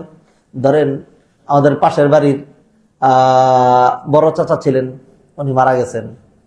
হ্যাঁ, এখন আমার জেঠিমা উনি বিধবা হয়ে আছেন, অথবা অমুক খালা অমুক ফুফু বিধবা, তারা কেউ নাই। বাজারে যাওয়ার সময় একটু উল্টে গেলাম, বলে যে জেঠি বাজারে যাচ্ছি, কিছু লাগবে? হ্যাঁ, বলে বাবারে আমার তো কেরোসিন নাই। হ্যাঁ, তা ঠিক আছে বোতলটা আমার কাছে দিয়ে দেন। হ্যাঁ, নিয়ে গেলাম, একটু কেরোসিন এনে আবার দিয়ে আসলাম, ধরেন কেরোসিন নিলেন, তাহলে আপনার তার খোঁজ খবর রাখলেন। হ্যাঁ, কেউ যদি এইভাবে এতিম মিসকিন বিধবা অসহায় তার পাশে একটু দাঁড়ায়, একটু সহযোগিতার হাত বাড়ায় দেয়, চরিত্র কারে কয়? আপনি চরিত্র খালি আমরা মনে করছি যে আমি আমার গুপ্তাঙ্গের হেফাজত করছি, মদ খাই না, এটি চরিত্র না? এটা তো না। আপনি যে কাজটা করলেন, তা নবীজি কি বললেন? যে একজন মুজাহিদ, আহসিবুহু কাল মুজাহিদ, একজন মুজাহিদ আল্লাহর রাস্তায় জিহাদ করে যে সব পায়, একজন রোজাদার সারাদিন রোজা রেখে যে সব পায়, একজন কিয়ামুল লাইলকারী রাত জেগে কিয়ামুল লাইল করে যে সব পায়, আল্লাহ সুবহানাহু ওয়া তাআলা যে নাকি এতিম মিসকিন দুর্দশাগ্রস্ত এরকম মানুষের কাছে সহযোগিতার হাতটা একটু বাড়িয়ে দেয়, আল্লাহ সুবহানাহু ওয়া তাআলা তার এই সাধারণ কাজের কারণে এত বড় বড় সবগুলো তাকে দিয়ে দেন। তাইলে আখলাক খুব গুরুত্বপূর্ণ, আখলাক খুব গুরুত্বপূর্ণ। কোরআনে আল্লাহ বলেন, ফাবিমা রাহমাতিম মিনাল্লাহি লিনতা লাহুম, নবী হে আপনি আল্লাহর দয়াই তাদের জন্য বিনম্রতা অবলম্বন করতে পেরেছেন। ওয়ালাউ কুনতা ফাজ্জান, লাউ কুনতা ফাজ্জান, আপনি যদি রূঢ়ভাষী কঠিন প্রকৃতির হতেন, লানফাদ্দু মিন হাওলিক, তাহলে মানুষ আপনার থেকে দূরে সরে যেত। দেখেন এইগুলি চরিত্র সব। ফাফু আনহুম, অথবা আপনি তাদেরকে ক্ষমা করে দেন। ক্ষমা করে দেওয়া চরিত্র। ক্ষমা করে দেওয়া কি? ক্ষমার কি দৃষ্টান্ত আপনি নিবেন? হ্যাঁ, ইসলাম যে বিজয়ী হয়ে সুদূর বাংলাদেশ পর্যন্ত আসছে, এইভাবেই না। আপনি ক্ষমার দুই একটা উদাহরণ নেন। গাজওয়াতু জাতের রেকা, এটা থেকে ফিরার সময়, অথবা গাজওয়াতু বনিল মুস্তালিক, ফিরার সময় প্রতিমধ্যে আদ্রাকাতনা আল কায়েলা, সাহাবীরা বর্ণনা করছেন যে খরতাপ, খুব প্রচন্ড গরম আমাদেরকে পেয়ে বসলো। আরব জাহানে বেলা 10:30, 11টা, 11:30টায় খুবই যখন গরমটা খা খা করে উঠে, ওইটা সহনীয় পর্যায়ের হয় না। এটা থাকে 2টা, 2:30, 3টা, 3:30 পর্যন্ত, তারপরে ধীরে ধীরে ডাউন হইতে থাকে। তো আমরা তখন একটু যাত্রা বিরতি করলাম। একটা গাছ ছিল, এই গাছের মধ্যে, এটা সামুরা গাছ, এই গাছের নাম হলো সামুরা গাছ। কি গাছ? সামুরা গাছ। পাতা একটু বেশি, ছায়া একটু বেশি। নবীজির জায়গাটা ছেড়ে দিলাম, ছেড়ে দিয়ে আমরা কথাবার্তা করবো, আলাপ আলোচনা করব। একটু দূরে চলে গেলাম, আমরা এক একজন এক একখানে করলাম, গল্প গুজব এইটা সেইটা আলোচনা করতেছি। নবীজি সাল্লাল্লাহু আলাইহি ওয়াসাল্লাম তার তরবারিটা গাছে ঝুলাইলেন, ঝুলাইয়া নবীজি শুয়েন, নিশ্চিন্তে ঘুমাচ্ছেন। এক বেদুইন এই রাস্তা দিয়ে যায়, দেখলো সাহাবীরা সব দূরে, নবীজি একা, তরবারিও আছে, আবার ঘুমন্ত নবীজি, সকল সুযোগ, কেউ কাছে নাই, তার এখানে তরবারি রেডি আছে, আর নবীজি কি ঘুমন্ত। তখন সে দেখলো যে আরে বাবা, সোনালী সুযোগ কাকে বলে? সুবর্ণ সুযোগ, সোনালী সুযোগ। আয়েশা তরবারিটা নিয়ে এইবার ঘুমন্ত নবীজির গলার উপরে এইভাবে ধরছে, যে মাইরা দিলেই কি শেষ, সব ঝামেলা শেষ। আরব জাহানের লোকজন যে আমার কিভাবে পুরস্কৃত করবে, কথা বুঝছেন? যখন এইভাবে মাইরে দিবে, নবীজি তো ঘুমাচ্ছিলেন, আল্লাহ ঘুমাচ্ছিলেন। হ্যাঁ, আল্লাহ সুবহানাহু ওয়া তাআলা নবীর কলবের মধ্যে নাড়া দিয়ে বললেন, ও নবী যথেষ্ট হয়েছে, আর ঘুমানোর দরকার নাই, চোখ দুইটা খুইলে দেখেন কি হচ্ছে। নবীজি তাকাইলেন, তাকায় দেখে যে একজন হঠাৎ কোন খান থেকে এসে মেরে দিবে। যখন মেরে দিত, এমন সময় বন্ধ চক্ষু যখন খুইলে এরকম তাকাইছে, তার লোক দেখা যায় নবী সজাগ হয়ে গেছে। তখন সে কি বলবে? তখন সে বলবে যে মানিয়াম নাওকা মিন্নি ইয়া মুহাম্মদ, আমার থেকে তোমাকে কে বাঁচাবে? তো নবীজি সাল্লাল্লাহু আলাইহি ওয়াসাল্লাম বললেন, আল্লাহ। পর আবার না, আমার থেকে তোমার কে বাঁচাবে? আল্লাহ। আমার থেকে তোমার কে বাঁচাবে? আল্লাহ। কে বাঁচাবে? আল্লাহ। আল্লাহ বাঁচাবে। তো আল্লাহ যে এরকম কঠিন সিচুয়েশনে আল্লাহর উপর ভরসা করতে পারে, আল্লাহর উপর দায়িত্ব ছেড়ে দিতে পারে, আল্লাহ সুবহানাহু ওয়া তাআলা তার দায়িত্ব নিতে পারেন না? আল্লাহ সুবহানাহু ওয়া তাআলা এমন ভয়, এমন প্রকম্পন দিয়ে দিলেন ওই লোকের হাতে। হ্যাঁ, ওই লোক কাঁপতে কাঁপতে, আর তরবারি মারবে দূরের কথা। হ্যাঁ, নবীজি তরবারিটা নিলেন। হ্যাঁ, নিয়ে এবার নবীজি তরবারিটা তুললেন, বলেন যে বলো আমার হাত থেকে তোমার কে বাঁচাবে? তখন বলেছে ভুল হয়ে গেছে, ভুল হয়ে গেছে, আর কোনোদিন করো না, আমার মায়েরও না। হ্যাঁ, কোন খাইরা আখেস, হ্যাঁ মানে ক্ষমাকারী হন, ক্ষমাকারী হন, আমাকে ক্ষমা করে দেন। নবীজি সাল্লাল্লাহু আলাইহি সাল্লাম এরকম হচ্ছে, হঠাৎ করে সাহাবীরা তাকায় দেখেছেন, কিরে একটা লোক ওইখানে, আর নবী তরবারি তুলছেন, এটা কি দৌড়ে আসছে, আয়েশা জিজ্ঞাসা করতেছে, ইয়া রাসূলুল্লাহ কি খবর, কি ব্যাপার? তখন নবীজি সাল্লাল্লাহু আলাইহি সাল্লাম বললেন যে এই ঘটনা, এই ঘটনা, তোমরা কিচ্ছু বলো না। এরপর নবীজি তাকে বললেন, আচ্ছা ঠিক আছে, আমি তোমার মারবো না, তবে কথা দাও, হ্যাঁ একটা কাজ করো, তুমি কালিমা পড়ো। তুমি কি করো? কালিমা পড়ো। ওই লোক বলে, না কালিমা পড়বো না। ওই লোক কি বলে? কালিমা পড়বো না। তা কালিমাও পড়বো না, না তাহলে কি করবা? হ্যাঁ, তবে তোমার একটা কথা দিতে পারি, সেটা কি, তোমার বিরুদ্ধে যারা যুদ্ধ করবে আমি তাদের দলে যোগ দিব না, আমি তাদের দলে যোগ। আচ্ছা ঠিক আছে, তোমার ইচ্ছা, যাও। সাহাবীদের বললেন কিছু করে না, চলে যাও। এই লোক দীর্ঘক্ষণ ভাবলো, বিভিন্ন রকম বর্ণনা আসছে। একটা বর্ণনা আসছে, লোকটা ফিরে এসে বলে যে এই যে উদাহরণ, আরব জান এই উদাহরণ নাই যে আমি তাকে মেরে ফেলছিলাম, এমত অবস্থায় সে উল্টা চান্স পেয়ে আমাকে কিছুই করলো না। হ্যাঁ, নবীজি ক্ষমা করে দিলেন। এই যে একের পর এক ক্ষমা, কয়টা উদাহরণ দিব না উদাহরণ, কারণ আমার সামনে অনেক বিষয়। নবীজি ক্ষমা করে দিলেন, ক্ষমা করে দিলেন। বর্ণনা আসছে, এই লোক পরে এসে বলছে যে আমার ভুল হয়ে গেছে, আমি আর আপনার শত্রু থাকতে চাই না, আমাকে এখনই কালিমা পড়াই দেন, আমার এখনই মুসলমান বানাই দেন। ঘটনা আরেকটা বলি, মা আয়েশার বিরুদ্ধে নবী পত্নী আবু বকর রাদিয়াল্লাহু তাআলার কন্যা অপবাদ রটানো হলো। তো কিরকম অপবাদ? যেন তেন না, এমন অপবাদ জিনা বেবিচারের, এটাকে বলা হয়েছে বুহতান। হ্যাঁ, আল্লাহ সুবহানাহু ওয়া তাআলা পরীক্ষা করার জন্য নবী কি করে, আয়েশা কি করে, সাহাবীরা কি করে, মুনাফিকরা কি করে, সব দেখার জন্য আল্লাহ সুবহানাহু ওয়া তাআলা ওহী বন্ধ করে দিলেন 1 মাসের জন্য। কতদিনের জন্য? 1 মাস ওহী বন্ধ। 1 মাস পর আল্লাহ সুবহানাহু ওয়া তাআলা সূরা নূন নাজিল করে জানায় দিলেন, ও নবী, আপনার চরিত্র যেরকম, your character is verified by the ওহী অফ আল্লাহ সুবহানাহু ওয়া তাআলা, so the character of your wife also verified by the wahy of Almighty Allah subhanahu wa ta'ala. Allah subhanahu wa ta'ala ওহী নাজিল করে জানায় দিলেন যে এটা বুহতানুন আযীম, এটা হলো একটা ভয়ানক মারাত্মক মিথ্যা অপবাদ। ইন্নাল্লাযীনা জাউ বিল ইফকি, যারা এই ইফকের ঘটনা ঘটিয়েছে, উসবাতুম মিনকুম, তারা তোমাদের মধ্যকারী কিছু লোক। এই ঘটনা, যারা এই ঘটনার সাথে জড়িত এক এক করে নাম সহ সব জানানো হলো। যাদের যাদের নাম বলা হলো তাদের মধ্যে একটা নাম ছিল মিস্তাহ বিন উসাক অথবা আতাক। মিস্তাহ নাম হলো মিস্তাহ। আবু বকর রাদিয়াল্লাহু তাআলা আনহুর কোনোভাবে ভাই না, ফুফাতো বোনের ছেলে। ফুফাতো বোনের ছেলে অথবা খালার ছেলে, এরকম খালার ছেলে অথবা ফুফাতো বোনের, হয়তো খালাতো ভাই অথবা খালাতো বোনের ছেলে, ভাই না, এরকম। আবু বকর রাদিয়াল্লাহু গরিব মানুষ ছিল। আবু বকর রাদিয়াল্লাহু তাকে পৃষ্ঠপোষকতা দিতেন, তার খরচ চালাইতেন। যারা এই ঘটনার সাথে জড়িত সে একজন। আবু বকর রাদিয়াল্লাহু দারুণভাবে শক্ত হলেন, তুই এই কাজ করতে পারস আমার মেয়ের বিরুদ্ধে? এটা না হয় চিন্তাবাদ দিলি, নবীর স্ত্রী, চিন্তা করলি না?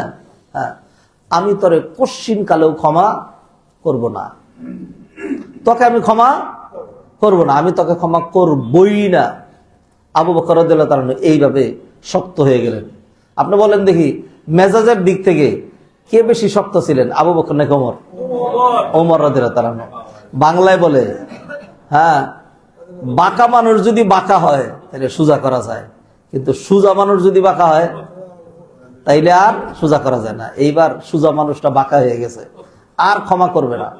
আল্লাহ সুবহানাহু ওয়া তাআলা আয়াত নাজিল করলেন সূরা নূরের মধ্যে, ওয়ালা ইয়াতালি উলুল ফাদলি মিনকুম ওয়াসসাআতি আইয়ুতু উলিল কুরবা ওয়াল মাসাকিন ওয়াল মুহাজিরিন ফি সাবিলিল্লাহ ওয়ালইয়াফু ওয়ালইয়াসফাহু আলা তুহিব্বুনা আন ইয়াগফিরাল্লাহু লাকুম আল্লাহু গফুরুর রহিম।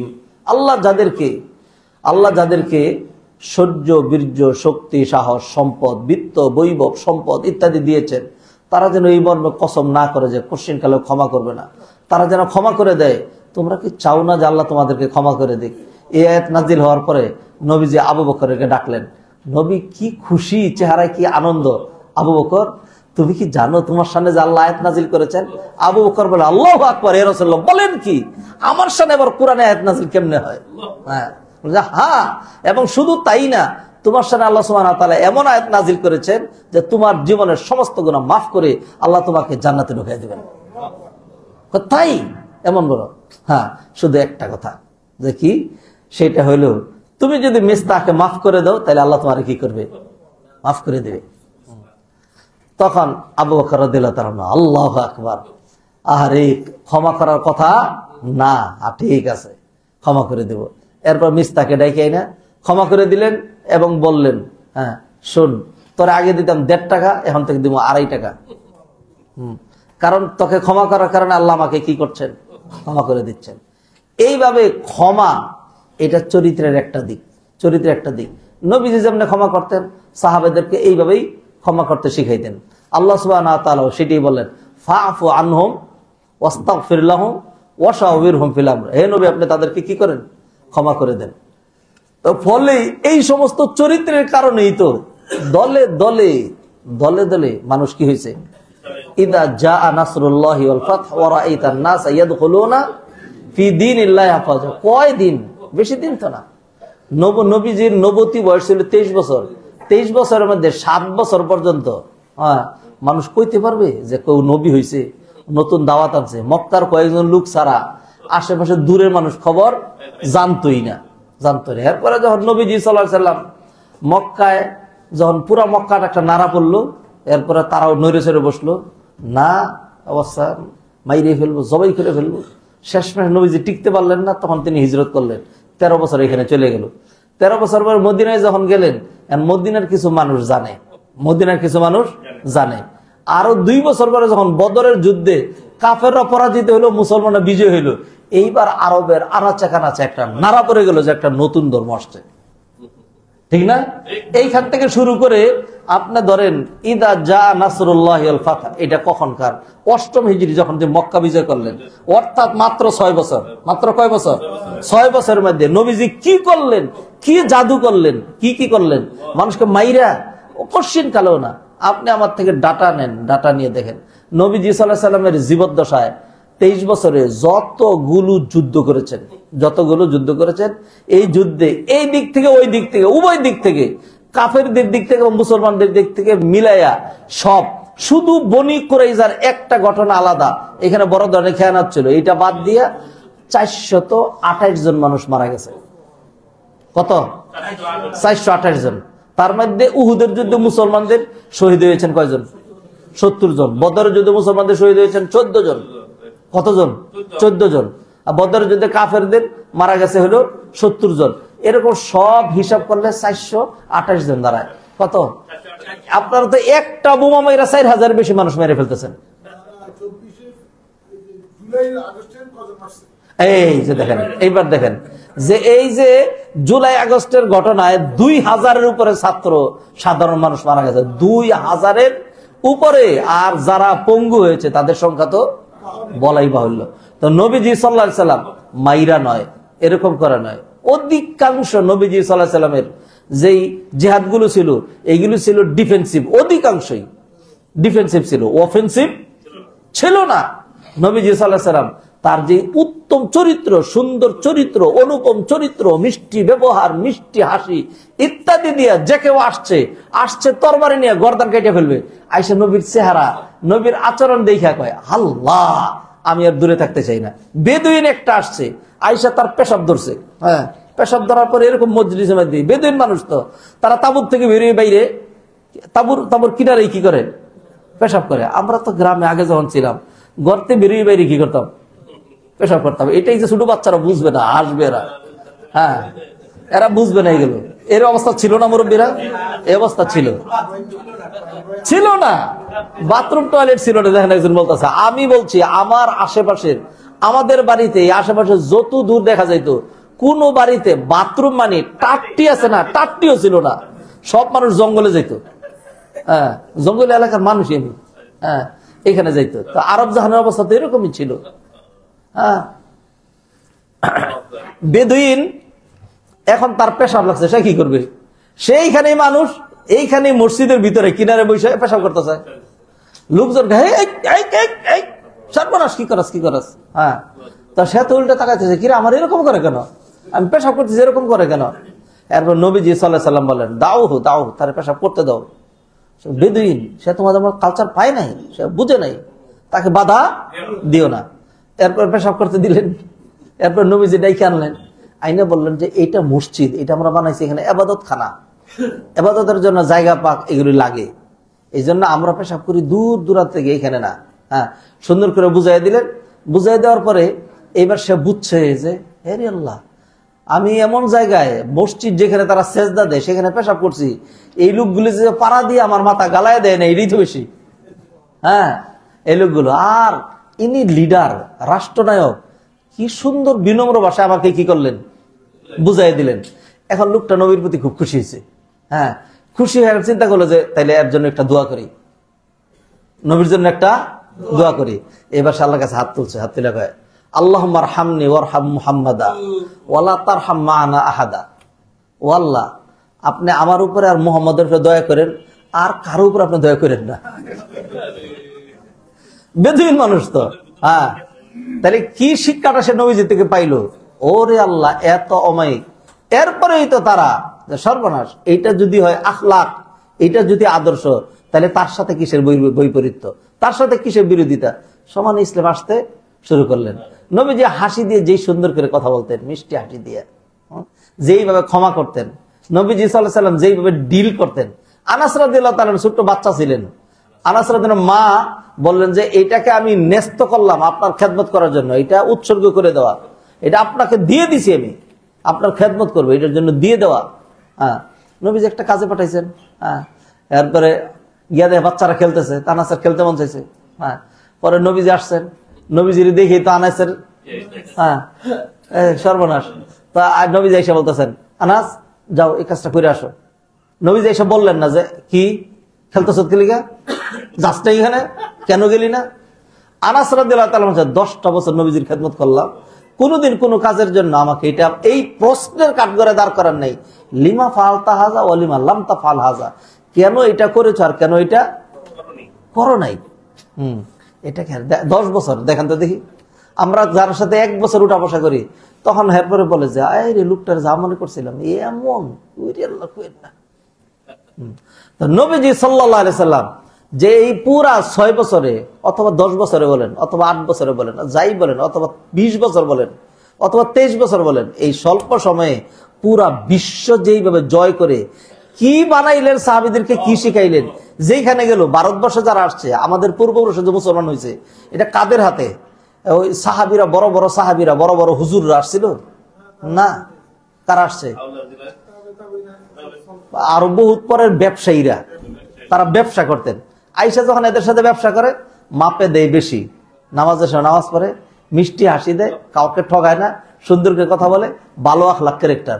সেই জন্য হিন্দুরা এরা তাকায় দেখলো যে বলে কি, মানে হিন্দু ধর্ম তো পৃথিবীর একটা নিকৃষ্ট ধর্ম, এদের আচার আচরণ, এদের বর্বরতা সাংঘাতিক নিকৃষ্ট।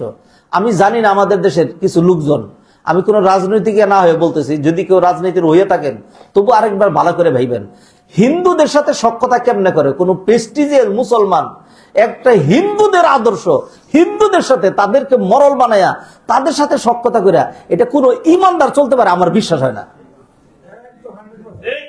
হ্যাঁ, আমার বিশ্বাস হয় না।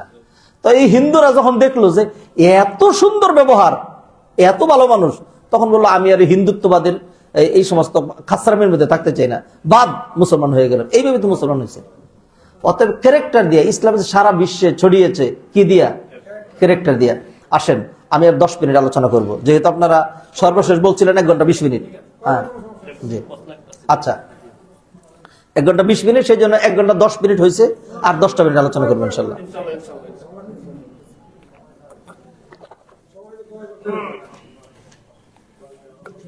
না না, সময় বাড়ায়েন না, বাড়ানোর দরকার নাই।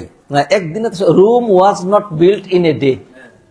রুম নগরী একদিনে হয় না, একদিনে সব হবে না।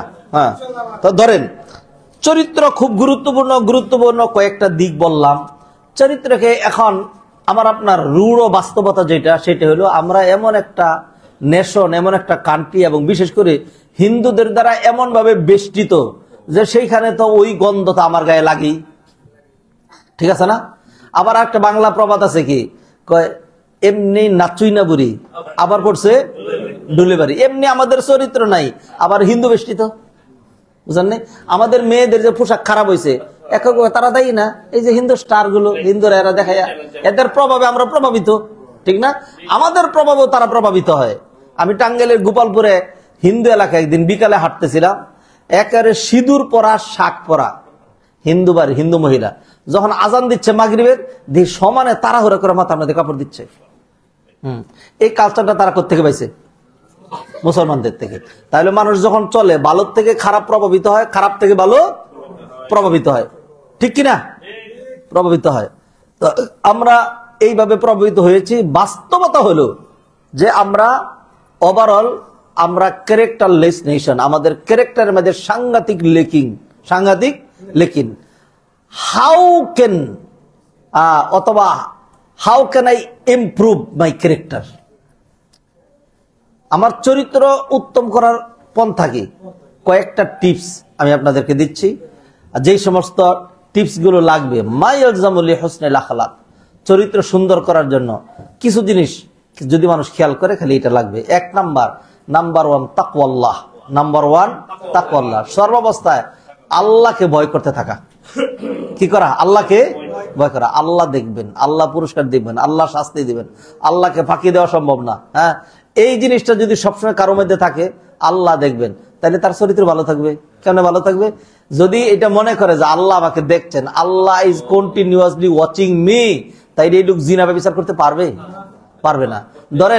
ধরেন একটা লোক গোল্ডেন চান্স একটা পাইয়ে পড়ছে, হঠাৎ করেই দেখলো একটা 10 বছরের ছেলে দৌড়ায় সামনে চলে আসছে, এখন সে আর অপকর্মটা করতে পারবে? আর যদি তার বাপ এসে উপস্থিত হয়, তাহলে আরো পারবে না। তাইলে আপনি যদি কল্পনা করেন যে Allah is with me, Allah is watching me, তাহলে পারবেন না। যখন মাপে কম দিচ্ছিলেন, এগুলোই তো আমাদের চরিত্রের লেকিং। মাপে কম দিচ্ছিলেন, যাকে দিচ্ছি পচা ফলটা দিয়ে দিচ্ছিলাম, যাকে দিচ্ছি সে জানে না। কেউ কি জানে না? তাইলে এইটার নাম হলো তাকওয়াল্লাহ। এটার নাম কি? তাকওয়াল্লাহ। যদি আপনার কলবের ভিতরে এটা স্থান করে দিতে পারেন, Allah is watching me, Allah is seeing me, তাহলে কি হবে? তাহলে আপনার চরিত্র ধীরে ধীরে কি হবে? ডেভেলপ হবেই। 2 নাম্বার আল আমানা, যেটা আমাদের সবচেয়ে বড় সমস্যা। আমানতের খেয়ানত করি আমরা, আমানতের খেয়ানত। আমানত কাকে বলে? আপনি আমার কাছে 100 টাকা জমা রাখছেন, এটা আর ফেরত দিলাম না, এটাই আমানত? খালি এটা না। আমার চোখ দুটো কি আমার কাছে আমানত? আমার গুপ্তাঙ্গ আমার কাছে কি? আমার মেধাটা আমার কাছে কি? আমার শরীরটা আমার কাছে কি? আমি কি আমার মালিক? আমার মালিক কে? আমি আমার মালিক। আমার আঙুলটা আমি কেটে ফেলাই দেবো, পারবেন আপনি? পারবেন না। এই রাইট আপনাকে দেওয়া হয়নি। হ্যাঁ, আপনি আপনার মালিক না। আপনি আপনার সন্তানটা যে আমার ছেলে, মেরে ফেলবো, মারতে পারবেন না? এটা মালিক কে? আল্লাহ সুবহানাহু ওয়া তাআলা। তাইলে এই আমানতের হেফাজত করা, এইটা যদি কেউ মনে করে যে সবকিছু আমানত, এবং ফর এভরি সিঙ্গল আমানত I have to stand, I must stand before Allah সুবহানাহু ওয়া তাআলা, আল্লাহর সামনে দাঁড়াইতে হবে, পাই টু পাই হিসাব দিতে হবে। তাইলে তার পক্ষে আর কি করা নয়, এই উল্টাপাল্টা করা সম্ভব নয়। আচ্ছা, ধরেন আরেকটা বলি, আল হায়া, লজ্জা। আল হায়া, যদি এইটুকুন যে সর্বনাশ, এই কাজটা করলে কিয়ামতের দিন যখন কোটি কোটি মিলিয়ন মানুষের সামনে আল্লাহ প্রকাশ করবেন, নবীজি থাকবেন, আমার ছেলে থাকবে, আমার মেয়ে থাকবে, আমার জামাই থাকবে, অমুক থাকবে, সবকিছু, তখন আমার এই চরিত্র বের করে দেওয়া হবে, উল্টাপাল্টা প্রকাশ করে দেবে, তখন কেমন হবে? না, এই লজ্জাটা যদি থাকে, হ্যাঁ, তাইলে সে পারবে না। আমার কাছে অনেক পয়েন্ট নোট করা আছে, সেখান থেকে 3টা পয়েন্ট বললাম। 3টা পয়েন্ট বললাম, মানে একটারও ব্যাখ্যা আনি নেই, বিশ্লেষণ আনি নেই, কিচ্ছু আনি নেই, খালি এমনি নমুনা দেখাইলাম। চরিত্র ভালো করার জন্য যা যা বর্জন করতে হবে, যা যা বর্জন করতে হবে, নাম্বার 1, মিথ্যা পরিহার করতে হবে, যে কোনোভাবেই কখনোই আমি মিথ্যা কথা বলবো না। একজন মুমিন মিথ্যা কথা বলতে পারে না। মিথ্যা হইলো সকল গুনাহের মা, আল কাযিবু উম্মুল ফুজুর, লানাতুল্লাহি আলাল কাযিবিন। যারা মিথ্যা কথা বলে তাদের উপর আল্লাহর কি লানত। আপনি মিথ্যা ত্যাগ করেন, আপনার বহুত কিছু ঠিক হয়ে যাবে, বহুত কিছু। একটা হাদিস, এটাকে দয়ীফ, দুর্বল অনেকেই বলছেন, তবু মানে বোঝানোর জন্য, যে একবার নবীজির কাছে একজন এসে জিজ্ঞাসা করলো, হালিল মুমিনু ইয়াজনি ইয়া রাসূলুল্লাহ, মুমিন কি জিনা করতে পারে? নবীজি বলেন, করতে পারে, যখন ঈমান দুর্বল হয়ে যায় তখন করে। হালিল মুমিনু ইয়াসরিক, মুমিন কি চুরি করতে পারে? হ্যাঁ, করতে পারে। এরপর জিজ্ঞাসা, হালিল মুমিনু ইয়াকযিব, মুমিন কি মিথ্যা কথা বলতে পারে? নবীজি বলেন, না, আল মুমিনু লা ইয়াকযিব, একজন ঈমানদার কখনো মিথ্যা কথা বলতে পারে না। এই মিথ্যাটা যদি পরিহার করতে পারি, তাহলে আমাদের চরিত্রের 50% ঠিক হয়ে যাবে, মিথ্যাটা পরিহার করতে পারলে। আরেকটা কি, সেটা হলো অহংকার। আরেকটা কি, অহংকার। অহংকার কাকে বলে? অহংকারের সংজ্ঞা নবীজি দিয়েছেন, আল কিবরু বাতারুল হক ওয়া গামতুন নাস, হক প্রত্যাখ্যান করা আর মানুষকে তুচ্ছ জ্ঞান করা, এটা হলো অহংকার। হ্যাঁ, হক জিনিস আপনাকে দেওয়া হলো, হকটা আপনি নিলেন না, অহংকার করা, হ্যাঁ এটা আমি নেবো না, এটা আমি নেবো না, এটা আমার প্রেস্টিজে লাগে, আর মানুষকে তুচ্ছ মনে করলেন, এইটা না করা। আচ্ছা, আরেকটা কি, আরেকটা হলো আয-যুলমু ওয়াল উদওয়ান, জুলুম এবং বাড়াবাড়ি মানুষের উপর। কার উপর জুলুম করেন না। জুলুম কি কি হয়? নিজের নফসের উপর জুলুম হয়, শিরিক একটা জুলুম, ঠিক না? মানুষের উপর, দুর্বলের উপরে জুলুম। জুলুমের বহুবিধ প্রকার আছে এই জুলুমগুলো। তাহলে 3টা জিনিস উল্লেখ করলাম, শুধু উল্লেখ, কারণ সময়ের সাথে মেনটেন রেখেই করার জন্য। এইটা করলে আমার চরিত্র ঠিক হবে। আচ্ছা, কোন কোন জিনিস আমাকে সহযোগিতা করবে? ওয়াসাইল তুইনুনা আলা ইকতিসাবিল আখলাক, মাধ্যম যেটা আমাকে কি করবে, আমার উত্তম চরিত্র গঠনে আমাকে সহযোগিতা করবে। 3টা পয়েন্ট বলবো। 1 নাম্বার আদ-দুআ। 1 নাম্বার কি? আদ-দুআ, দোয়া করা।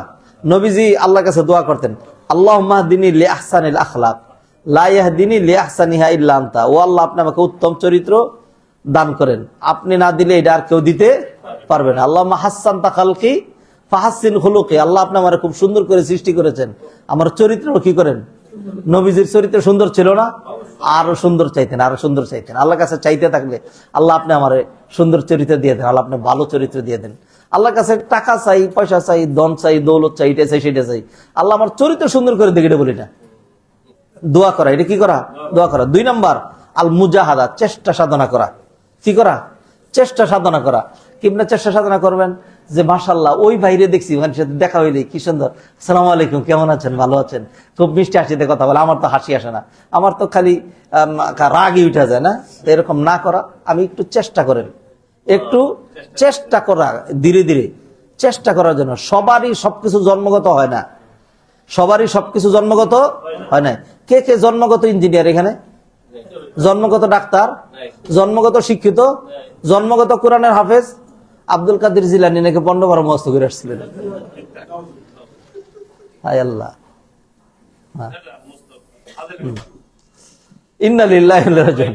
100% মিছা কথা, 100% মিছা কথা। আমরা জন্মগত সবকিছু নিয়ে আসি নাই, জন্মগত অনেক কিছু মানুষ নিয়ে আসে। একজন জন্মগত তার ধৈর্যটা বেশি, ঠিক আছে না? একজন জন্মগত মিষ্টিভাষী, আরেকজন জন্মগত একটু উগ্র স্বভাবের, এটা হয়, ঠিক আছে না? কিন্তু যা যা জন্মগত নিয়ে এসেছিলাম ওইটা নিয়েই আসি নাকি এরপরে চেষ্টা সাধন করে আর কিছু করছি? জন্ম থেকেই আমার এই বনশ্রীতে একটা বাড়ি ছিল, এরকম কি সবার? সবার তো হয় না। চেষ্টা সাধনা করে বাদাম বিক্রি করছি, বুট বিক্রি করছি, এইটা করছি, এইটা করছি, ফেরি করছি, এরপরে কত কষ্ট করে, আহারে, এরকম বড় লোকদের ইতিহাস শুনেন না? এরপরে মানুষ করছে, তাহলে আমি কি পারি না? এরকম চেষ্টা সাধনা করতে হবে যে উত্তম চরিত্র গঠন করার জন্য এটা চেষ্টা করতে হবে। তারপরে হলো উত্তম চরিত্রের পরিণতি। কেউ যদি ভাবে যে উত্তম চরিত্রের মাধ্যমে আমি খুব সহজে জান্নাতে যেতে পারবো, আর ব্যাড ক্যারেক্টার, খারাপ চরিত্র যেটা, এইটার যে পরিণতি, দুনিয়াতে যার চরিত্র খারাপ, মানুষ খালি তার গলার মধ্যে ফুলের মালা দেয়, মাঝে মধ্যে কিসের মালা দেয়, জুতার মালা দেয়। দুনিয়াতে এই অবস্থা হয়, আর আখিরাতেরটা তো আছেই। এইগুলো হলো ফাওয়াইদুল আখলাক। ফাওয়াইদ মানে চরিত্র যদি উত্তম হয় তাহলে লাভটা কি? নাম্বার 1 লাভ, যদি চরিত্র আপনার ভালো হয়, এক নম্বরে দুনিয়ার মানুষ আপনাকে ভালোবাসবে, দুনিয়ার মানুষ আপনার প্রশংসা করবে, দুনিয়ার মানুষ আপনাকে ভালো বলুক, দুনিয়ার মানুষ আপনাকে ভালোবাসুক। এটা আমরা চাই নাকি চাই না? প্রত্যেকেই চাই। পাশাপাশি চরিত্র যদি সুন্দর হয় তাহলে আল্লাহ সুবহানাহু ওয়া তাআলা কি করবেন? আল্লাহ সুবহানাহু ওয়া তাআলা ভালোবাসবেন। তো সেই জন্য সম্মানিত ভাই বোনেরা, দ্বীন ইসলাম এটা উত্তম চরিত্রের ধর্ম। বিশেষ করে আর তাআমুল, লেনদেন, আচার ব্যবহার, এইগুলিকে আমরা অনেক সময় বৈষয়িক মনে করি। বৈষয়িক না, এগুলি ধর্মীয় বিষয়। ধর্মীয় বিষয়ের মধ্যে আপনি দেখেন, হজ জীবনে একবার, তাও সবার উপরে ফরজ না, ঠিক না? যাকাত বছরে একবার, তাও সবার উপরে ফরজ না। রোজা বছরে 1 মাস, ঠিক না? আচ্ছা, এইবার থাকলো মাত্র একটা জিনিস, নামাজ, যেটা রেগুলারলি লাগে। আচ্ছা, রেগুলার কারে কয়? রেগুলার মানে হলো 24 ঘন্টা। 24 ঘন্টার মধ্যে আল্লাহ যে ফজরের নামাজ দিচ্ছেন, এইটার সময় লাগে 10 মিনিট, আরো ভালো করে করলে 15 মিনিট, ঠিক না? ফজরের পর থেকে 8 ঘন্টা গ্যাপ জোহরের নামাজের জন্য, ঠিক না? এশার নামাজের পর থেকে আবার 10 ঘন্টা গ্যাপ ঘুমানোর জন্য, ঠিক না? তাহলে আল্লাহ যে 5 ওয়াক্ত নামাজ দিলেন, কোনোভাবে এই 5 ওয়াক্ত নামাজ আদায় করতে 1 ঘন্টার বেশি লাগে না। বাকি যে সময়টা, এইটা পুরাটা খালি ইতরামি মাদ্রামি করার জন্য। এই সময়টাও ইবাদত হবে। কেমনে হবে? আপনি বিসমিল্লাহ বলে খানা খাইলেন, হ্যাঁ, অজু করে ঘুমায় গেলেন, একজনের সাথে দেখা হলো, সালাম দিলেন, কেমন আছেন, ভালো আছেন, হ্যাঁ, সুন্দর করে কথা বললেন, মাপে একটু বেশি দিলেন, নেওয়ার সময় না একটু কমই দিলেন, হ্যাঁ, চাপাচাপি করলেন না, লেনদেন সুন্দর মতো করলেন, ব্যবসা বাণিজ্য সুন্দর মতো করলেন। এগুলি তো চরিত্র, এগুলি তো দিন ধর্ম, ঠিক না বেঠিক? নবীজির হাদিস শোনার একটা, নবীজি সাল্লাল্লাহু আলাইহি ওয়াসাল্লাম বললেন, আত-তাজিরুস সাদুকুল আমিন মান নাবিয়্যিন ওয়াস সিদ্দিকিন ওয়াস শুহাদাস সালিহিন।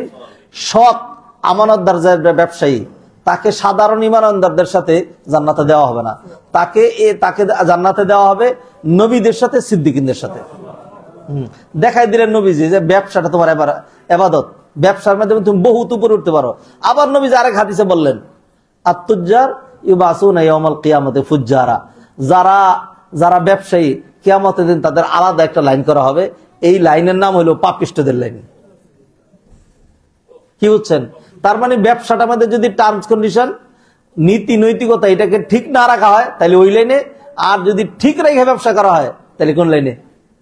একই জিনিস, হ্যাঁ, পজিটিভ এবং নেগেটিভ দুইটা। সেই জন্য আল্লাহ ডাইরেক্টলি ইবাদত দিয়েছেন স্বল্প সময়, আর ইনডাইরেক্টলি আল্লাহ সুবহানাহু ওয়া তাআলা আমাকে অনেক কিছু দিয়েছেন, এটা আমি ইবাদতে রূপান্তরিত করতে পারি। আল্লাহ কি বললেন? লা তামশি ফিল আরদি মারাহা, জমিনে পদাঘাত করে হেঁটো না। অতএব এইটা ভাবা, ইন্না লিল্লাহ, এই মাটি দিয়ে আমাকে বানানো হয়েছে, ইন্না লিল্লাহ, এই মাটিতে আমাকে রাখানো হবে, ইন্না লিল্লাহ, এই মাটিতে নবীজি শুয়ে আছেন, ইন্না লিল্লাহ, এই মাটিতে আমার বাবা মা শুয়ে আছেন। অহংকার করে এই মাটির মধ্যে আমি পদাঘাত করবো কেমনে? এটা সম্ভব না। বিনয়ের সাথে হাঁটলেন, বিসমিল্লাহ বলে বেরিয়ে গেলেন, আমাকে ফিরে আসলেন, প্রতি কদমে কদমে তো সব পাবেন। বুঝেন নাই? তাহলে খুব আলাদা কিছু না। এমন না যে যদি আমরা উত্তম চরিত্র করি, ইবাদতের মধ্যে আসি, দিনের অনুশাসন মেনে চলি, তাহলে কি করতে হবে? পুরো দুনিয়া বাদ দিতে হবে। বাড়ি করতে পারবো না, গাড়ি করতে পারবো না, মনের কামনা বাসনা চাহিদা পূরণ করতে পারবো না, এরকম না। আল্লাহ বলছেন রোজা রাখতে, অর্থাৎ রোজা রাখা মানে আর তুমি খাইতেই পারবো না, এরকম কি? বরং নবীজি বলছেন শেষ সময় সেহরি খাবা, আর ইফতার দেরি করবো না, ঠিক আছে না? তাহলে খাওয়ার ব্যবস্থা আছে নাকি? অবৈধভাবে যাবা না, তুমি হালাল ভাবে তোমার স্ত্রীর কাছে বিয়ে শাদী করিয়া করো, তাহলে এই যে তুমি যে তোমার ফিজিক্যাল চাহিদা পূর্ণ করলা, এটার কারণে আল্লাহ তোমার কি দিবেন? সব দিবেন। সুবহানাল্লাহ। হ্যাঁ, অতএব আসুন দ্বীন ইসলামকে আমরা বুঝি। দ্বীন ইসলাম শুধুমাত্র ডাইরেক্ট স্ট্রাকচারাল অল্প কয়েকটা ইবাদত, কোরআন তেলাওয়াত, কিছু দান সদকা আর 5 ওয়াক্ত নামাজ পড়ে, এটার নাম নয়। দ্বীন ইসলাম এর চাইতে আরো অনেক ব্রড। এই সবটাকে বুঝে যদি আমরা আমল করি, আর বিশেষ করে যদি চরিত্র, ক্যারেক্টার, আচার, ব্যবহার এইগুলিকে যদি আমরা গুরুত্ব দেই, তাহলে আমাদের দুনিয়াও সুন্দর হবে আর আখিরাত তো সুন্দর হবেই। আল্লাহ সুবহানাহু ওয়া তাআলা আমাদেরকে মিষ্টি ভাষী হওয়ার, ভালো ব্যবহার করার, চরিত্র সংশোধন করার, আর উত্তম চরিত্রের ধারক বাহক হওয়ার তৌফিক এনায়েত করুন। আল্লাহ আমাদের ছেলে মেয়েদেরকে হেফাজত করুন। আল্লাহ সুবহানাহু ওয়া তাআলা আমাদের দেশবাসীকে হেফাজত করুন। আমানতদার হওয়ার তৌফিক দান করুন। সত্য কথা বলার তৌফিক এনায়েত করুন। আমাদেরকে আল্লাহ সুবহানাহু ওয়া তাআলা মাফ করে দেন। আমাদের যাদের যে সমস্যা আছে আল্লাহ সুবহানাহু ওয়া তাআলা দূর করে দেন। সুবহানাকাল্লাহুম্মা ওয়া বিহামদিকা আশহাদু আল্লা ইলাহা ইল্লা আনতা আস্তাগফিরুকা ওয়া আতুবু ইলাইক। ওয়া মা তাওফীকি ইল্লা বিল্লাহ। আসসালামু আলাইকুম ওয়া রাহমাতুল্লাহি ওয়া বারাকাতুহু।